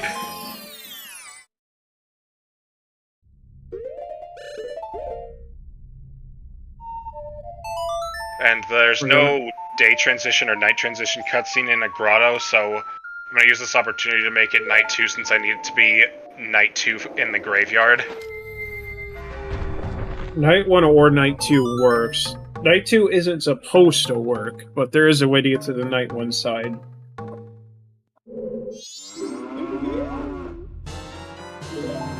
Yeah, and we don't want to go all the way to Night 3, because the only grave you can open normally that glitches is Dampe's grave, and at that point there's no way to get Song of Storms. So we're getting a little fishy here, and a stick. And one more stick.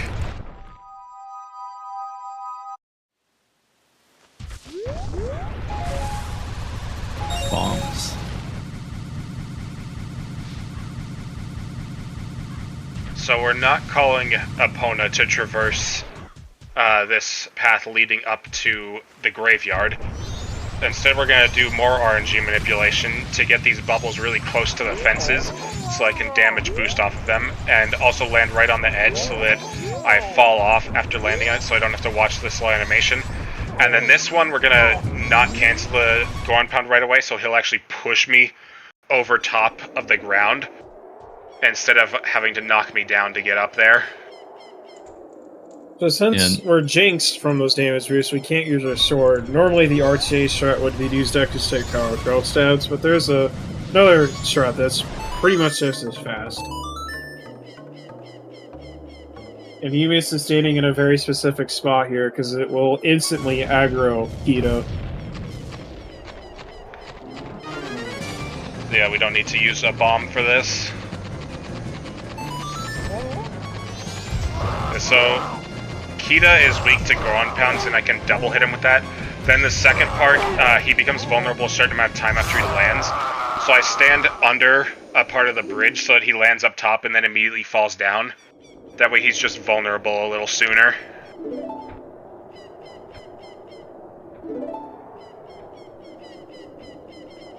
And with Kita defeated, all of the lag in the graveyard is eradicated. He is the sole lagger. He's a big boy.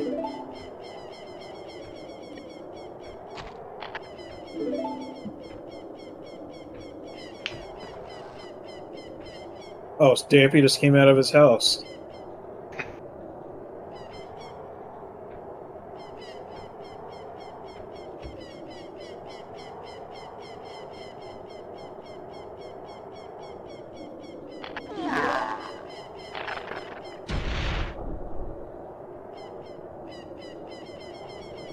And yeah, so the broken bridge has some funky collision here, so if I back up just a little bit and then convert that into a Goron roll, I can cross it without having to switch back to human.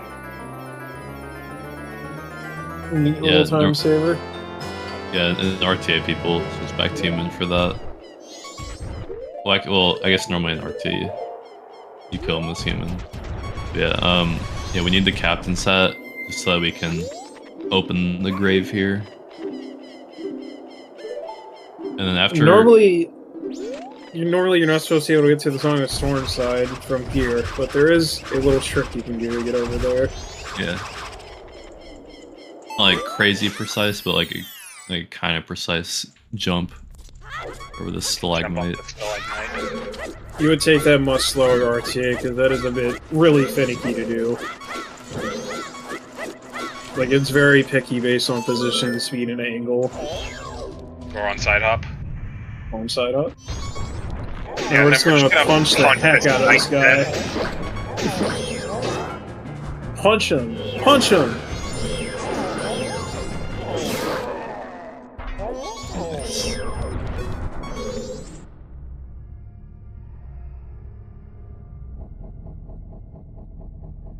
Who needs a great axe when you have boxing?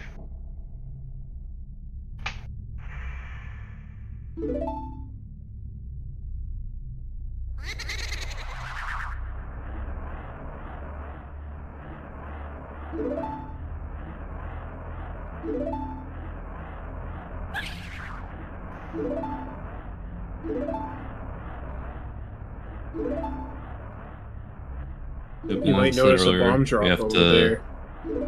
Yeah, more RNG manip. though that bomb drop's like a 9 and 16, so it's not that bad. Yeah, it's pretty likely to get.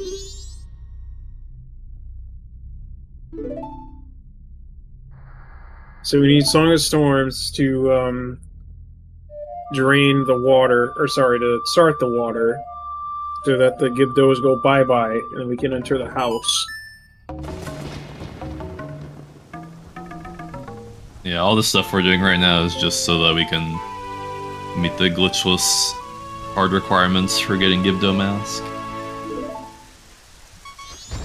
So we kind of just get Captain Sat, use it once, and then get Song of Storms, use it once, and then we're done with it. I can just put it in my closet.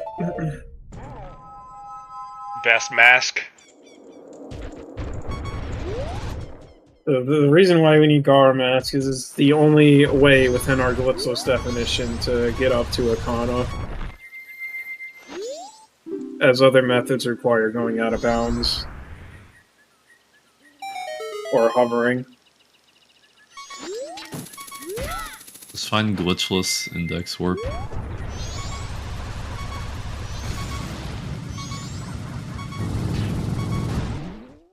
Nice continuous wall bouncing there. Yeah. Normally you And need so- ice arrows to cross, but with a precise hook shot you can just skip it. Yeah, and there are Some more Octoroks cool in the water. TAS aiming. I'm gonna hang the camera a little bit left to delay their shots so they don't hit me while I'm doing this. And, he And I puts on put the Gara Garo Mask. mask on for as long as possible because it makes Link look edgy and cool. No more Gara Mask. That's the last time you will be seeing it. Unlucky. So we're going to be watching another pretty lengthy cutscene, but this is the best cutscene in the game. If you have to go to the bathroom, do it now.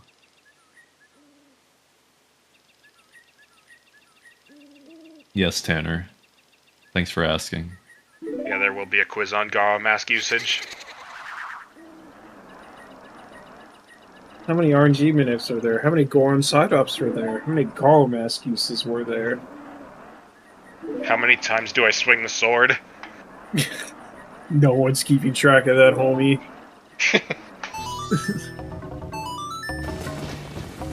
This test was designed for you to fail it.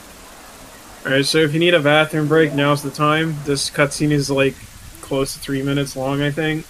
It's pretty long. I think it's like almost 2. Oh, 2.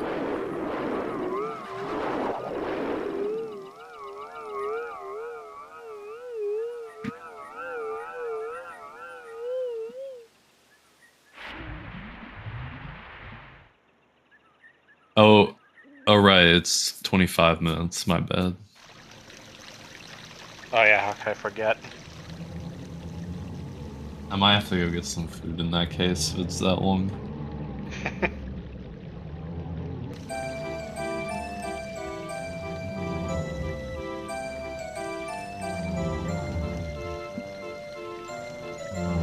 Someone hasn't done their taxes.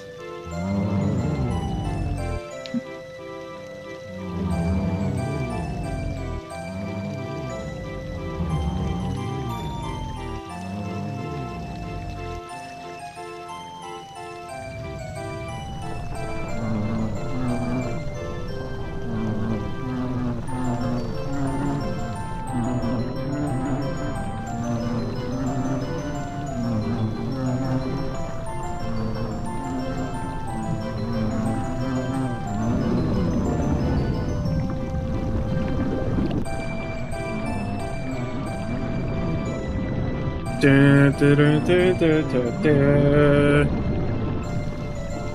Sure, I won't continue.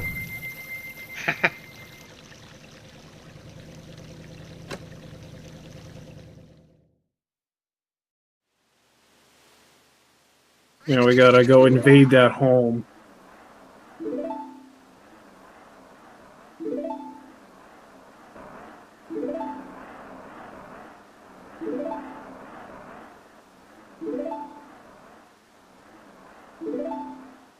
Pretty sure Link is gonna get arrested for home invasion.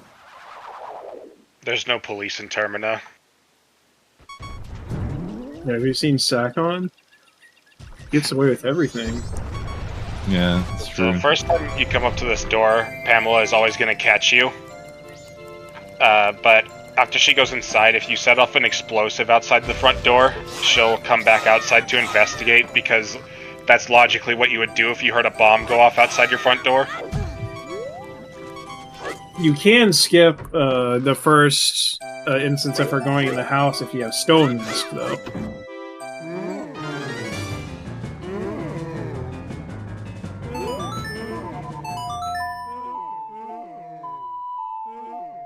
So now we gotta heal this guy.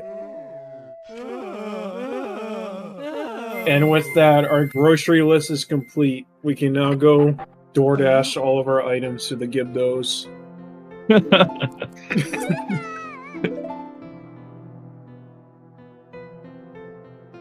Hopefully they give us a good tip.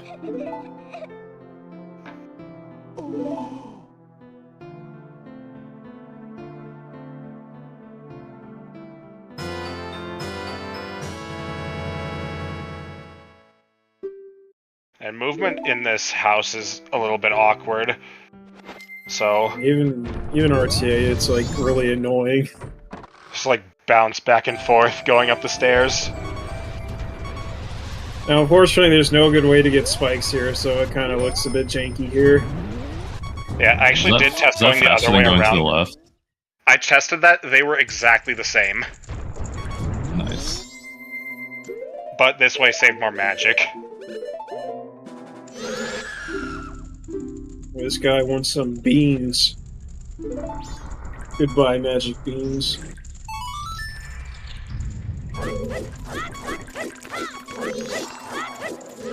This guy wants a fish. Something Goodbye, deliciously fish. fresh.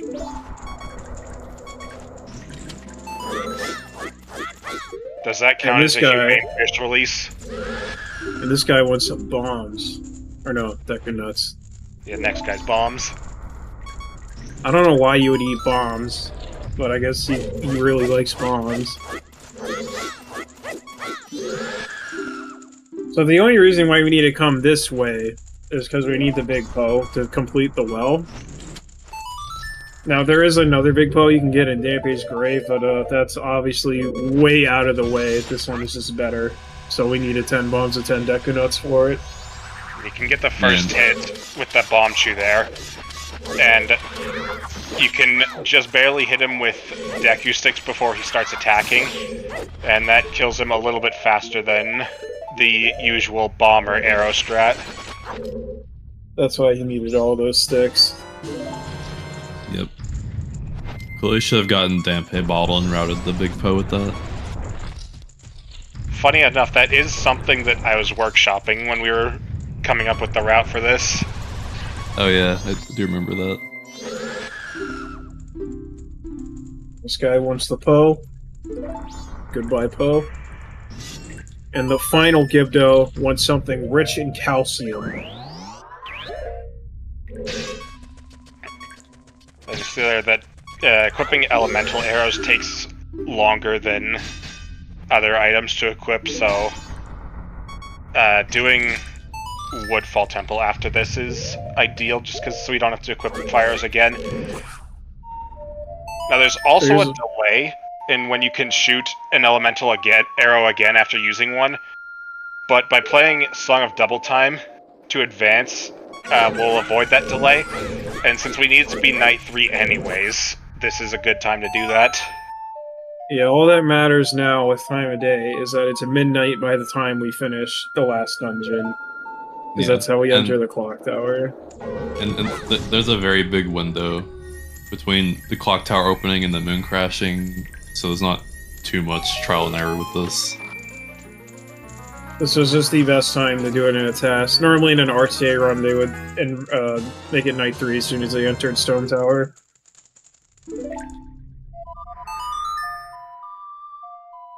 But since the task is faster, that is way too early. Yeah, I believe in Justice PB, he made it. Oh, sorry, night way 3. too late. Not In right. Justice PB, he made it Night 3 at the start of Stone Tower Temple, and it turned midnight either right before Twin Mold or during Twin Mold. So since we have fire arrows equipped, as Eumeus said, we're gonna go ahead and wrap up Woodfall right now.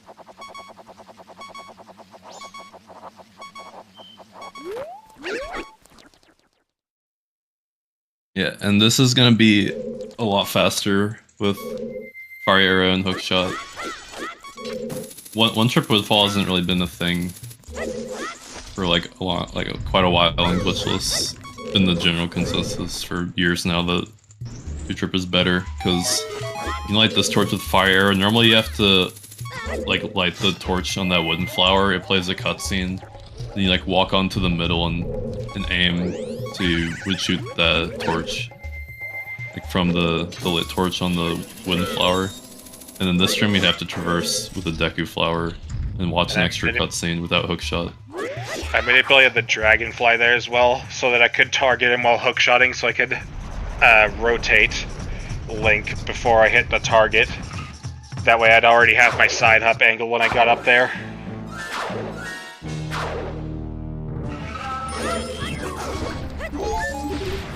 We'll shoot it all at once and then double hit him with a bomb flower for a kill.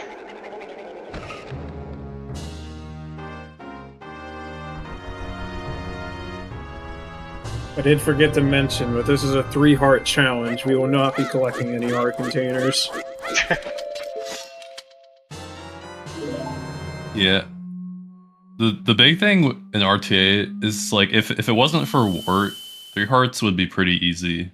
But Wart is, like, terrible in an RTA run with 3 hearts. Yeah, you want at least 4 for Wart. Some routes have 5.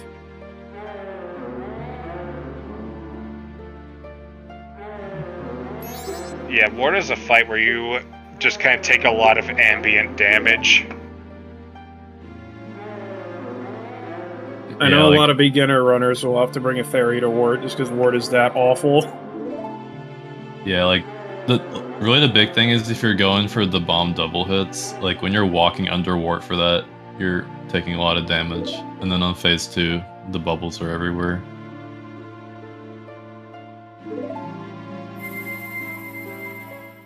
So we've completed 3 out of 4 dungeons. So the only things we have left to do are collect the Elegy of Emptiness, climb Stone Tower, beat Stone Tower, and beat Majora. So we're almost done.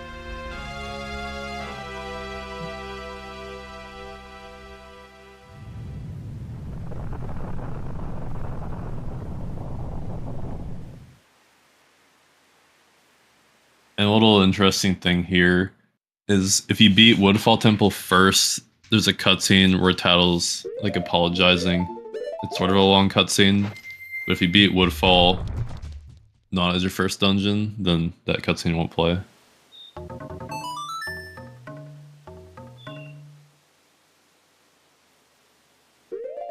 So next thing on our list is Akana Castle. Akana Castle is really cool too. There's one in particular. I'm going to be taking advantage of the fact that fire arrows are still on the C buttons as well, because you need fire arrows to shoot a frozen switch in the first room.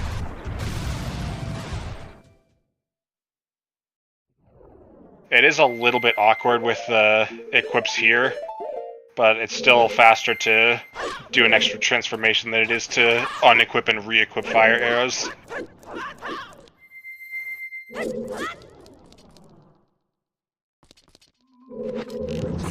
So this next room is really cool. We're going to be taking huge advantage of invincibility frames in this room. So yeah, normally if you go on top of this thing, it'll knock you over and you gotta do the long get-up animation, but it can't damage you if you have iframes, so we're gonna just take damage from bombs and use iframes all the way across. It works out great too, because we want to be low health anyways. Because of course we're going to be dying again. I side hop off the switch. I can avoid killing that first Skulltula, but it's not possible to avoid killing the second one. Yeah, and this is... Big Skulltulas are not like they are in OOT in this game. They are insanely powerful. Yeah, and this is the reason we bought a keg. Yeah, so Eumeus has to wait a little bit, so it doesn't really matter how he moves through here too much.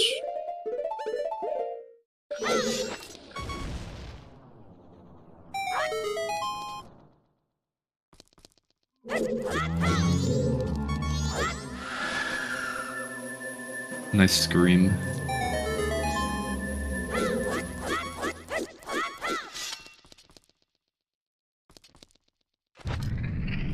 Just quick draw.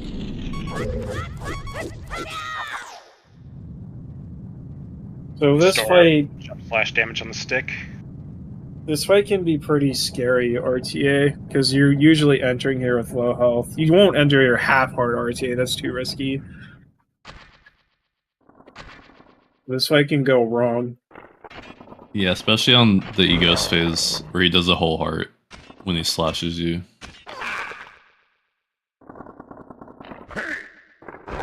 So I want to first close the distance to them, but I also want to melt this curtain, or burn it, I guess. Melt. want the light coming through here. And I want to hit them in a way that groups them together so that I can kill them on the same frame. That way I don't get extra hit stun effects.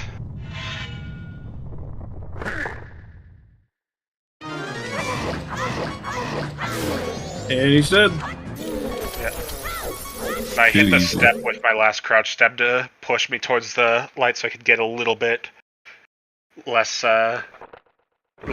distance that I need to travel. And he went on the throne too. Link is the king now. It's my throne. Feeble, feeble, feeble, feeble. Yeah, the feeble text also doesn't really matter how fast you advance it.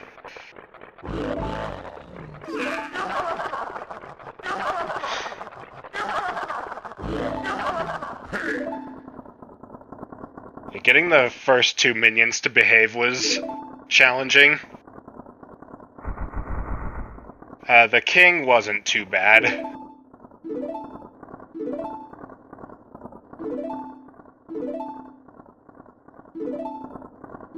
So this is the best ocarina song in the game, in my opinion. It's a good song. Eumeus has a great singing voice.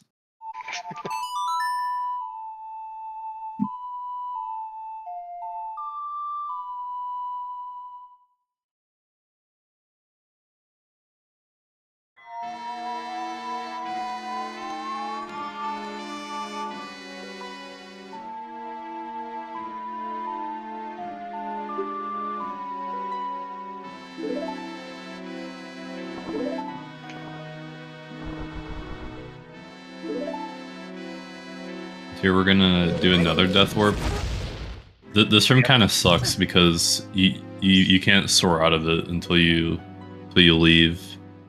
So pretty much always have to death warp here, or you lose a lot of time. We're on side ops. Yep. We have now hit the 2-hour mark. Oh man, ZFG raid. My stream is buffering. Thank you, ZFG, for the raid. Ranker Z. This is going to be a little bit more interesting than the last time we climbed Stone Tower with ZFG. Yeah, we will not be blast mouse covering for 15 minutes. Got a 16 item low percent. So there's 3 switches for like each pathway to make these blocks go across. You can do it in a bit less though by making clever use of which switches you put it on. And also we use Zora Mask on that one just so that we're not using a repeat statue to get extra block cutscenes.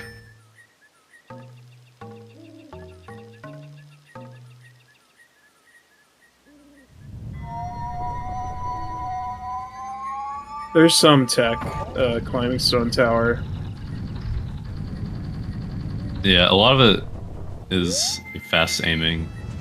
Yeah, I do keep the camera pointed at the wall there for lag reduction.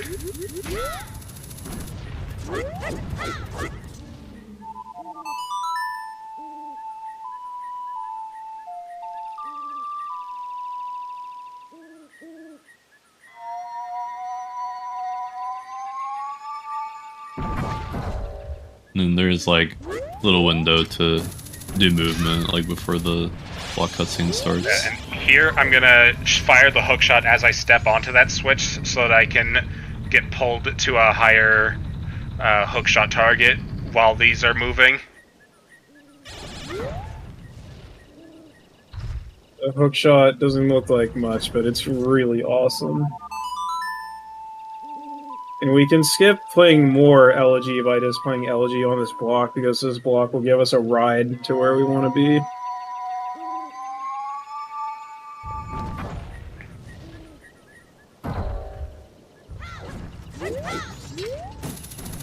Had to call the block Uber real quick.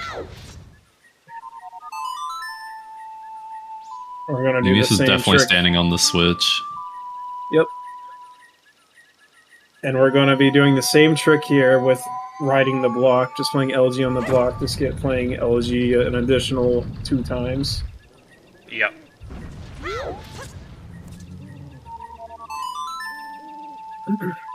Yeah, so I suppose it's time to break the facade. The songs were out of pitch. In Stone Tower, I was playing them lower pitch towards the bottom and higher pitch towards the top. I thought it'd be a fun detail.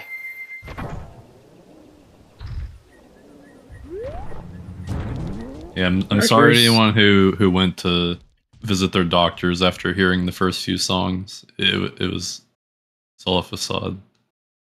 You, in fact, did not need to see an audiologist or whatever word you just made up.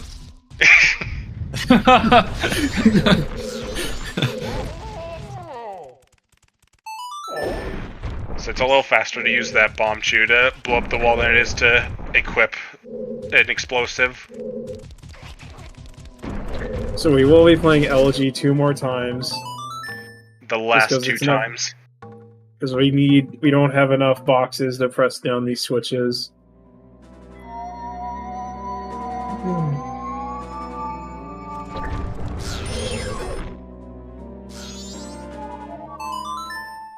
The final elegy.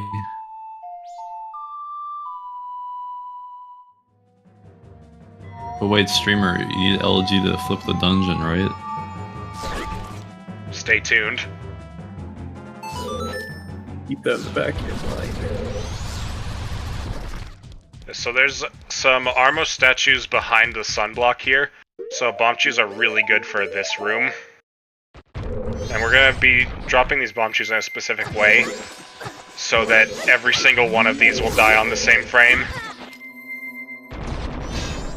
Yeah, RTA does a similar strat with bomb chews. This room is the primary reason why we get bomb chews in RTA. It saves so much time in this room.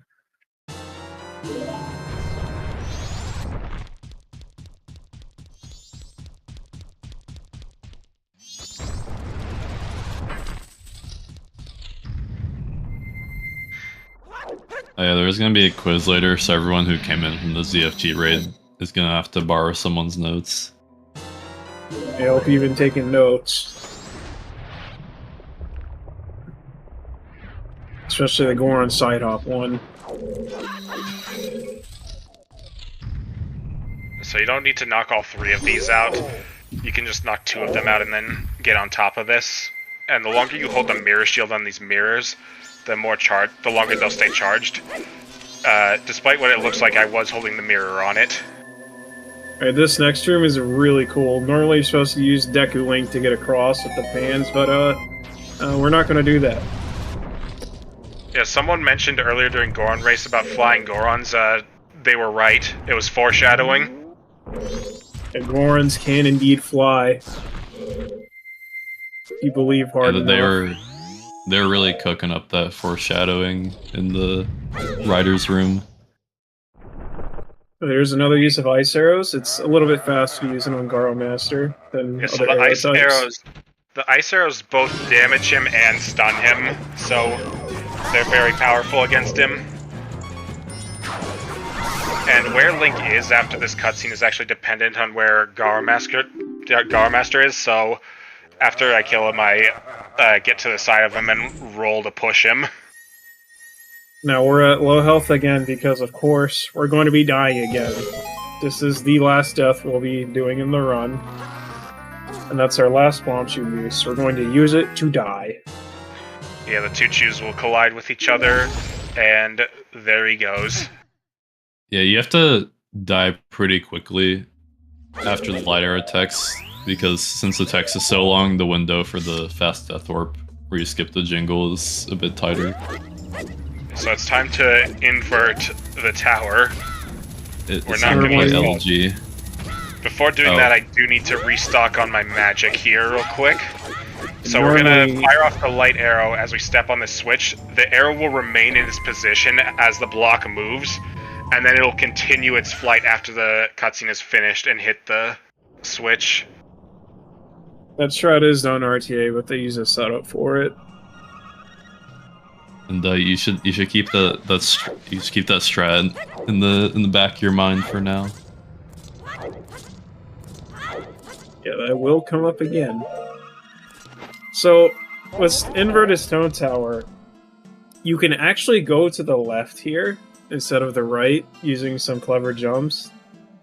And when I suggested Eumeus try it, it was about a quarter second faster, but he would have to have gotten another stick, and getting another stick would have caused it a second. So it was overall slower by less than a second to go left. Yeah, which So we will be going right. I did not expect it to be that close.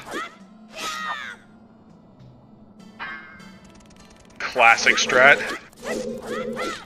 So here, we can hit this guy from down here with the light arrows. The first shot causes him to reel back, and I wouldn't actually be able to hit him again from there, so I need to go into normal first-person aiming, and then do backflips and side hops to get into a position where I can hit him again. And killing him from down here skips a small key in a couple of rooms, because now we can hookshot directly to the chest after the boss key. Getting past these guys was a delight.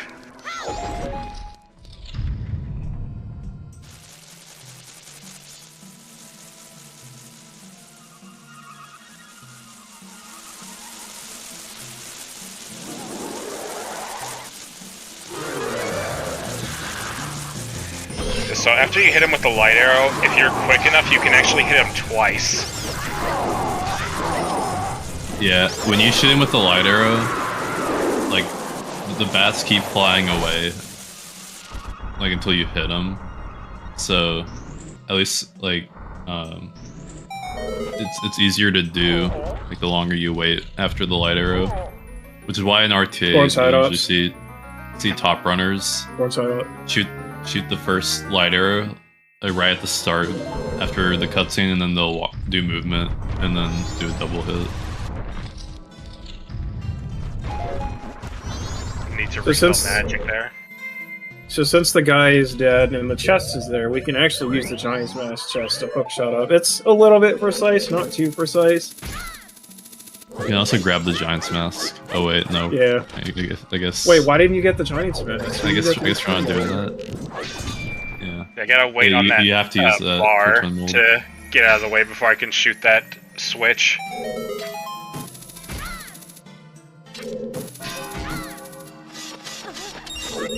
And I have 4 more bombs than I need, so we're just gonna drop them. Fun. Wasting your resources. So Twin Mold. This was the second longest thing it took Eumeus to TAS. Yeah, so Twin Mold has 20 HP, Fire Arrows deal 6 damage to Blue Mold, and Ice Arrows deal 6 to Red. So 4 shots would be 18, that leaves them with 2 left over. So I'm gonna do something a little interesting to get that extra 2 damage. So we're gonna start off getting 2 Fire Arrow shots on Blue Mold. Then we're going to manipulate them to come up right next to each other and hit them both with 1 bomb for 2 more damage. And this was the third and final contribution I told Eumeus. I had to remind him that the further away Twin Mold was, you could skip the magic arrow cooldown. Because when you shoot them far enough away, they don't play the animation. Yeah, it's so still longer than no magic arrows, but it's not as long as it normally is. And I also want Twin Mold to kind of curl towards me this way so that on the last shot the tail is closer than it is on the first shot. That's a crazy Twin Mold.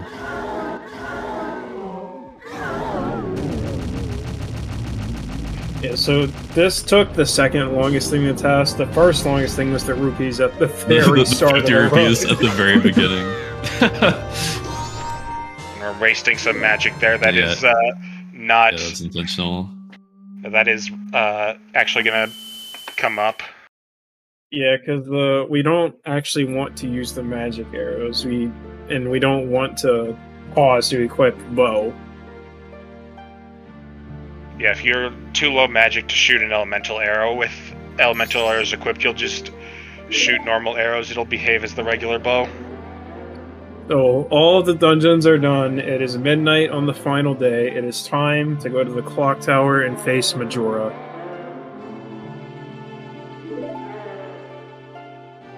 Just after one more long cutscene with the giants, we play Oath.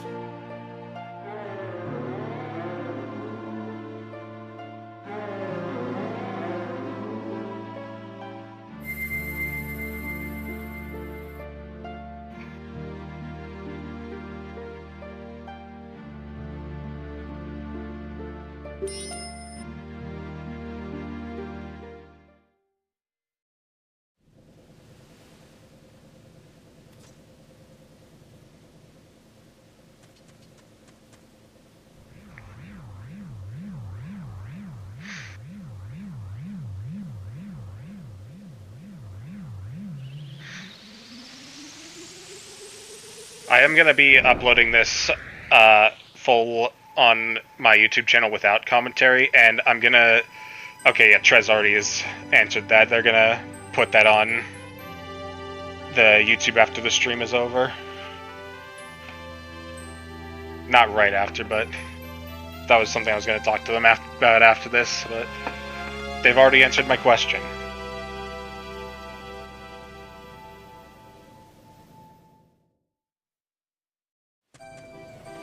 So we've got a couple more long cutscenes to watch, but we're in the home stretch. Before that, we have to enter the clock tower. Yes. Which is... The movement here is actually not...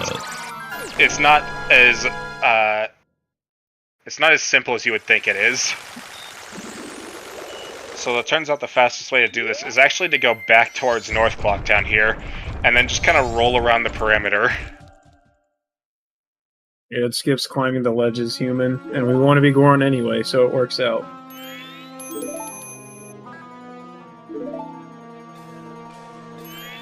There, we have the whole Giants cutscene and entering the moon, so this is a nice break to use the restroom if you need to.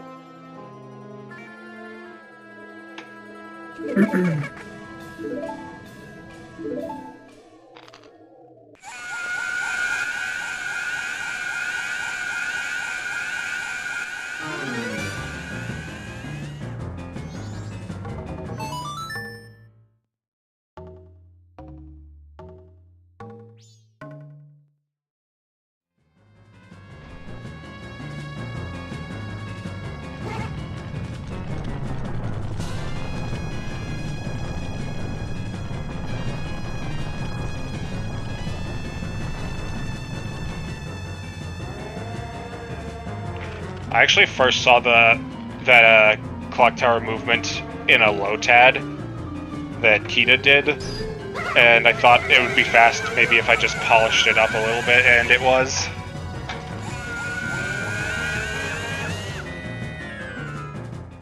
A lot of working on a task, you're referencing a lot of work that was done by people before you.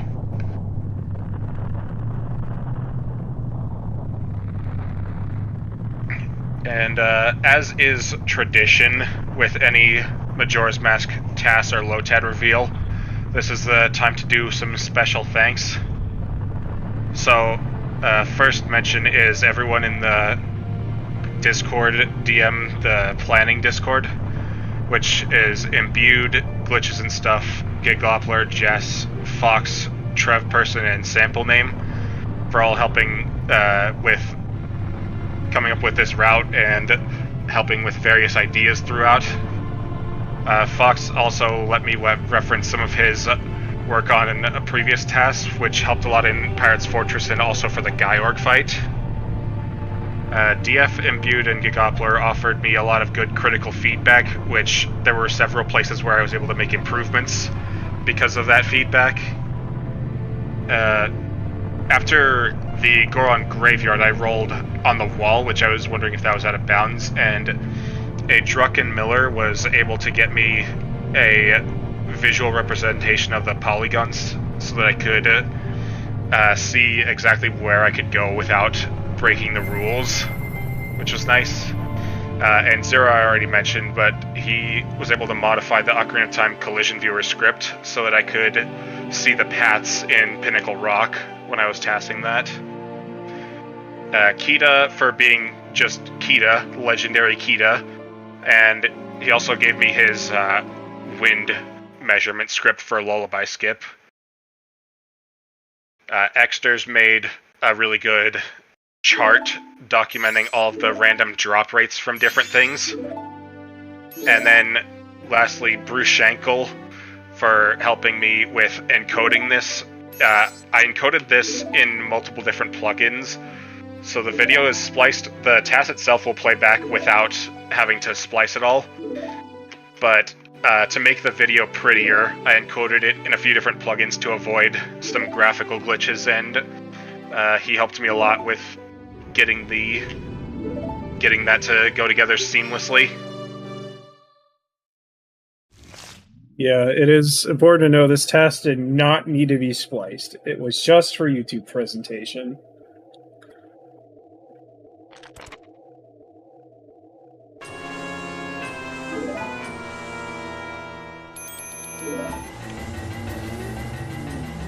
Because emulators are notoriously buggy for the N64 Zeldas. There's a lot of graphical glitches.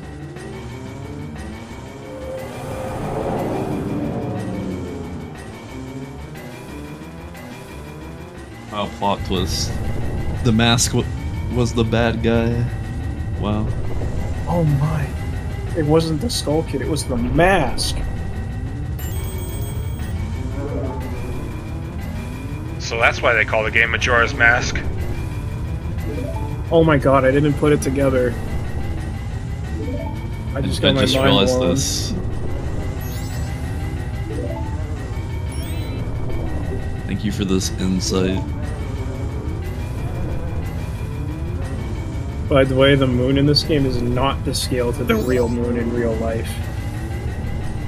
Yes, it is.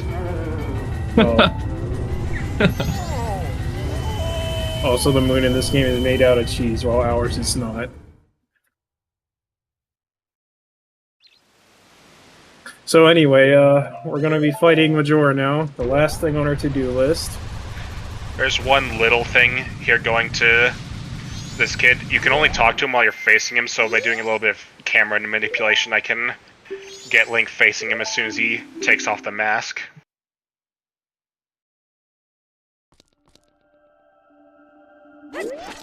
So yeah, Majora has 3 distinct phases: Mask, Incarnation, and Wrath. Starting with Mask, you have to first knock him down so you can hit him. There's a few different ways of doing that, but there's a cool task strat you can do for that. Normally he's supposed to be guarded from the front, but if you shoot an arrow at him just right, you can actually still hit his back.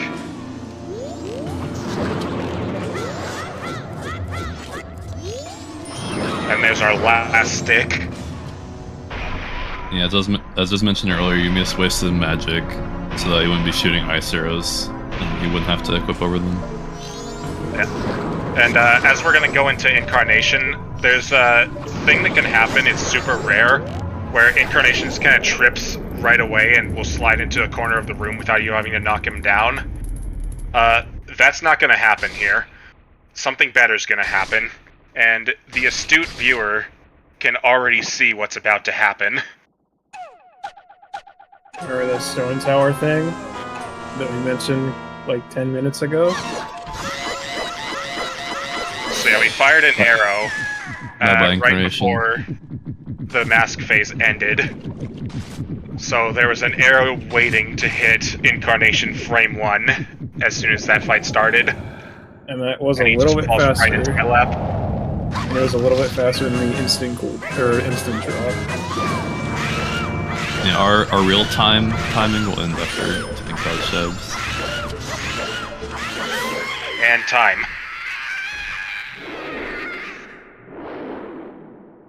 2:22:12 or 44. So yeah, the official timing as calculated for RTA timing would be 2:22:43.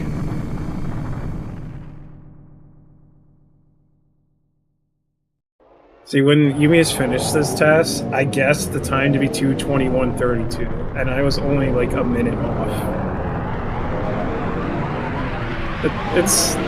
I was hoping to get sub 220, but it's just not possible. And I have asked Eumeus if it would be possible, and he thinks he could only improve this by like maybe 10 seconds. Yeah, it's definitely not a lot of room for improvement. Yeah, so basically the two biggest points of improvement I could see would be getting the night transition just a tiny bit better, so that you could do the pop-up in the laboratory and not have it be pointless. And then also there was a text box in the intro I had to waste a little bit of time on to get the 50 rupees. But over the course of this task I learned a lot about manipulating RNG efficiently, so I feel like it's not impossible that I could get that better if I were to do it again now. I'm hope you guys enjoyed this task. It was really fun to watch, and when Eumeus was making it, he was sending me and Jess work in progresses for feedback and just to see what we thought. It was really fun. This is like a year and a half worth of work, and Eumeus, at least the actual task itself, he did all by himself. Yeah, this is from other people, obviously, but this is the first full game task Eumeus has made on his own. Yeah, the only other full game test I did was with OMG a Tree back when we did the 16 item low percent task. And for my fellow nerds who are curious, the final re-record count for this task was 498,587. That's a lot of re-records.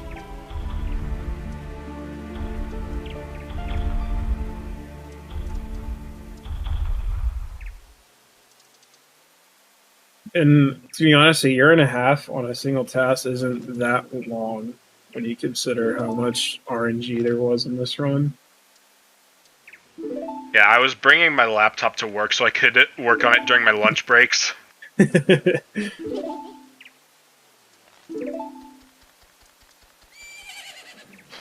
So yeah, this beats the current RTA record by 17 minutes, roughly.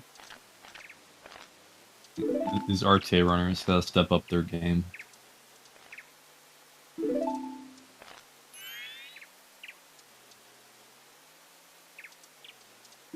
Yeah, Jess has got to step it up.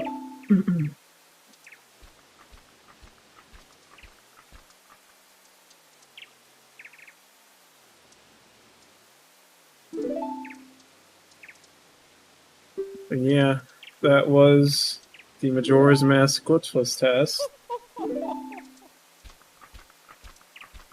I was very much anticipating this. This is one of my favorite categories in this game. This and 100% NMG are just like so good in this game. 9% NMG task next, surely.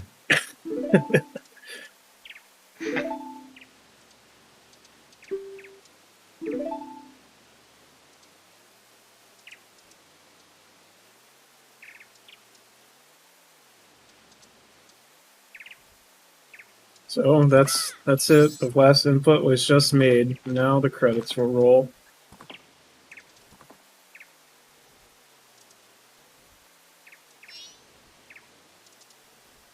GG. And thanks to ZSR for letting us host this reveal here. Of course. It was quite the insanity to watch. Now here's quiz time. How many Goron side-offs were there in this run? I'll give you a hint. I don't even know. I don't know either. Plot twist, none of us were keeping track the entire time.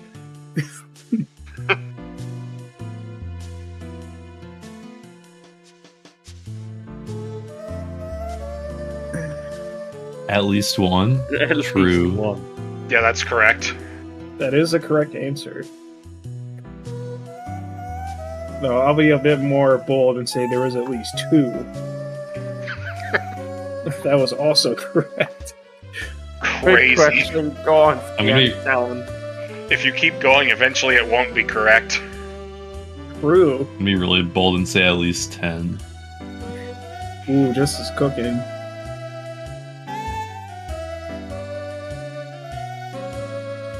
Yeah, it's cool being able to commentate one of my favorite categories of this game. Yeah, same. It just goes to show you Glitchless isn't always boring. Sometimes it's very interesting and cool.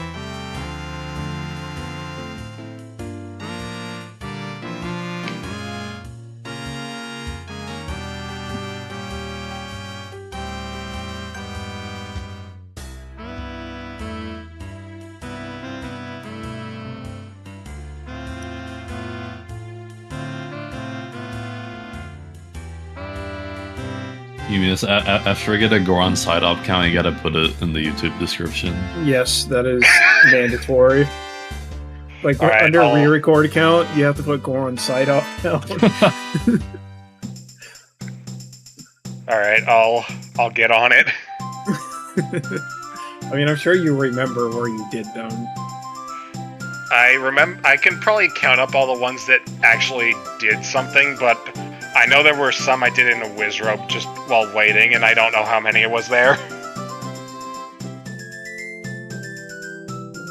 Yeah, I think the highlight for me was definitely Great Bay Temple.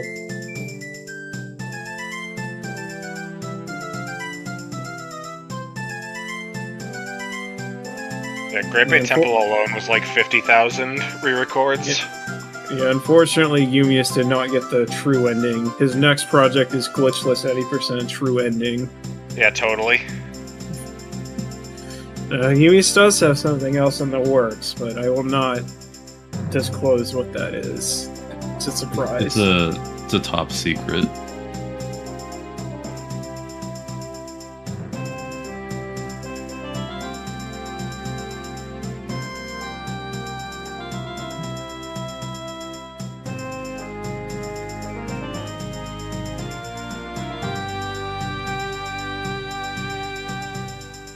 All I these love- masks. I love Majora's Mask credits. The music is so good. It's even better when you get all the masks in the credits.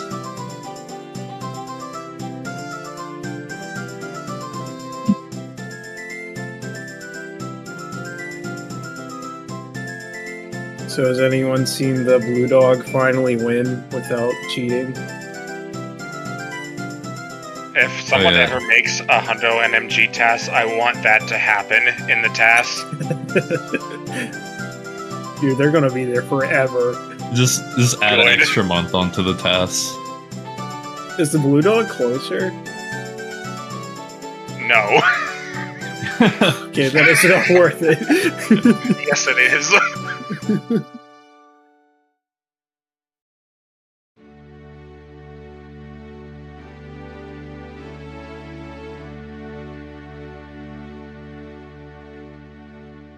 That's a time loss I would be willing to buy for a task. Just to see Blue Dog win.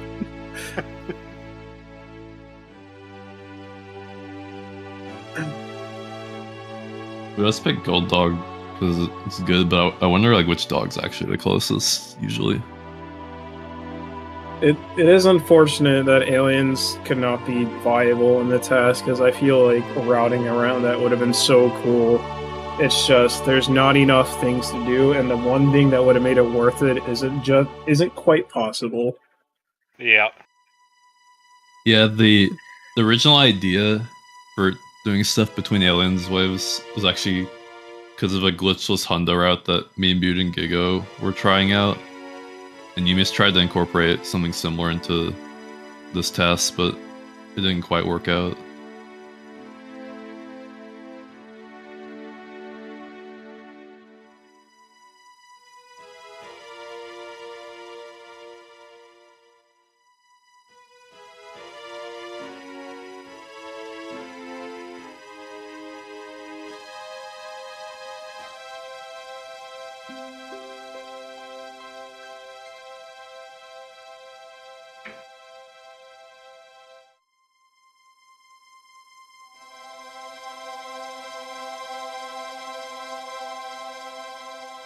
And with that, The end.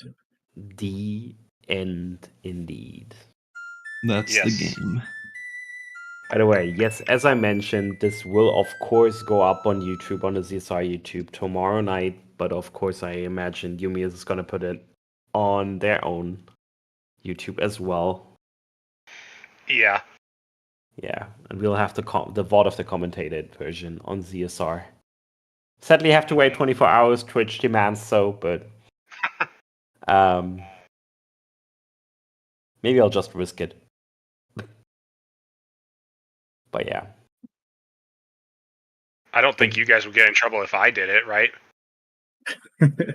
Probably not. I'm not gonna risk it if it makes you concerned.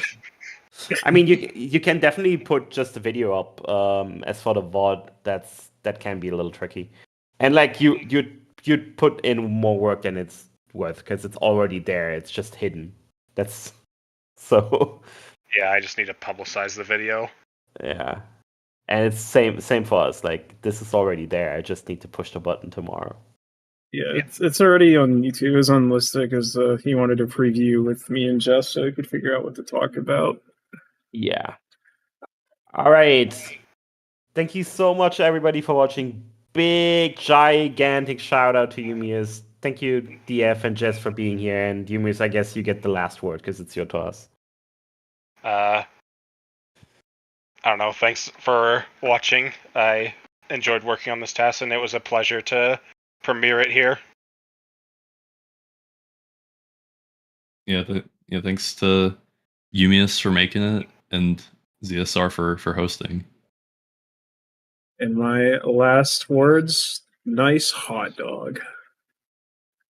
And Of stream. course. And stream. GG.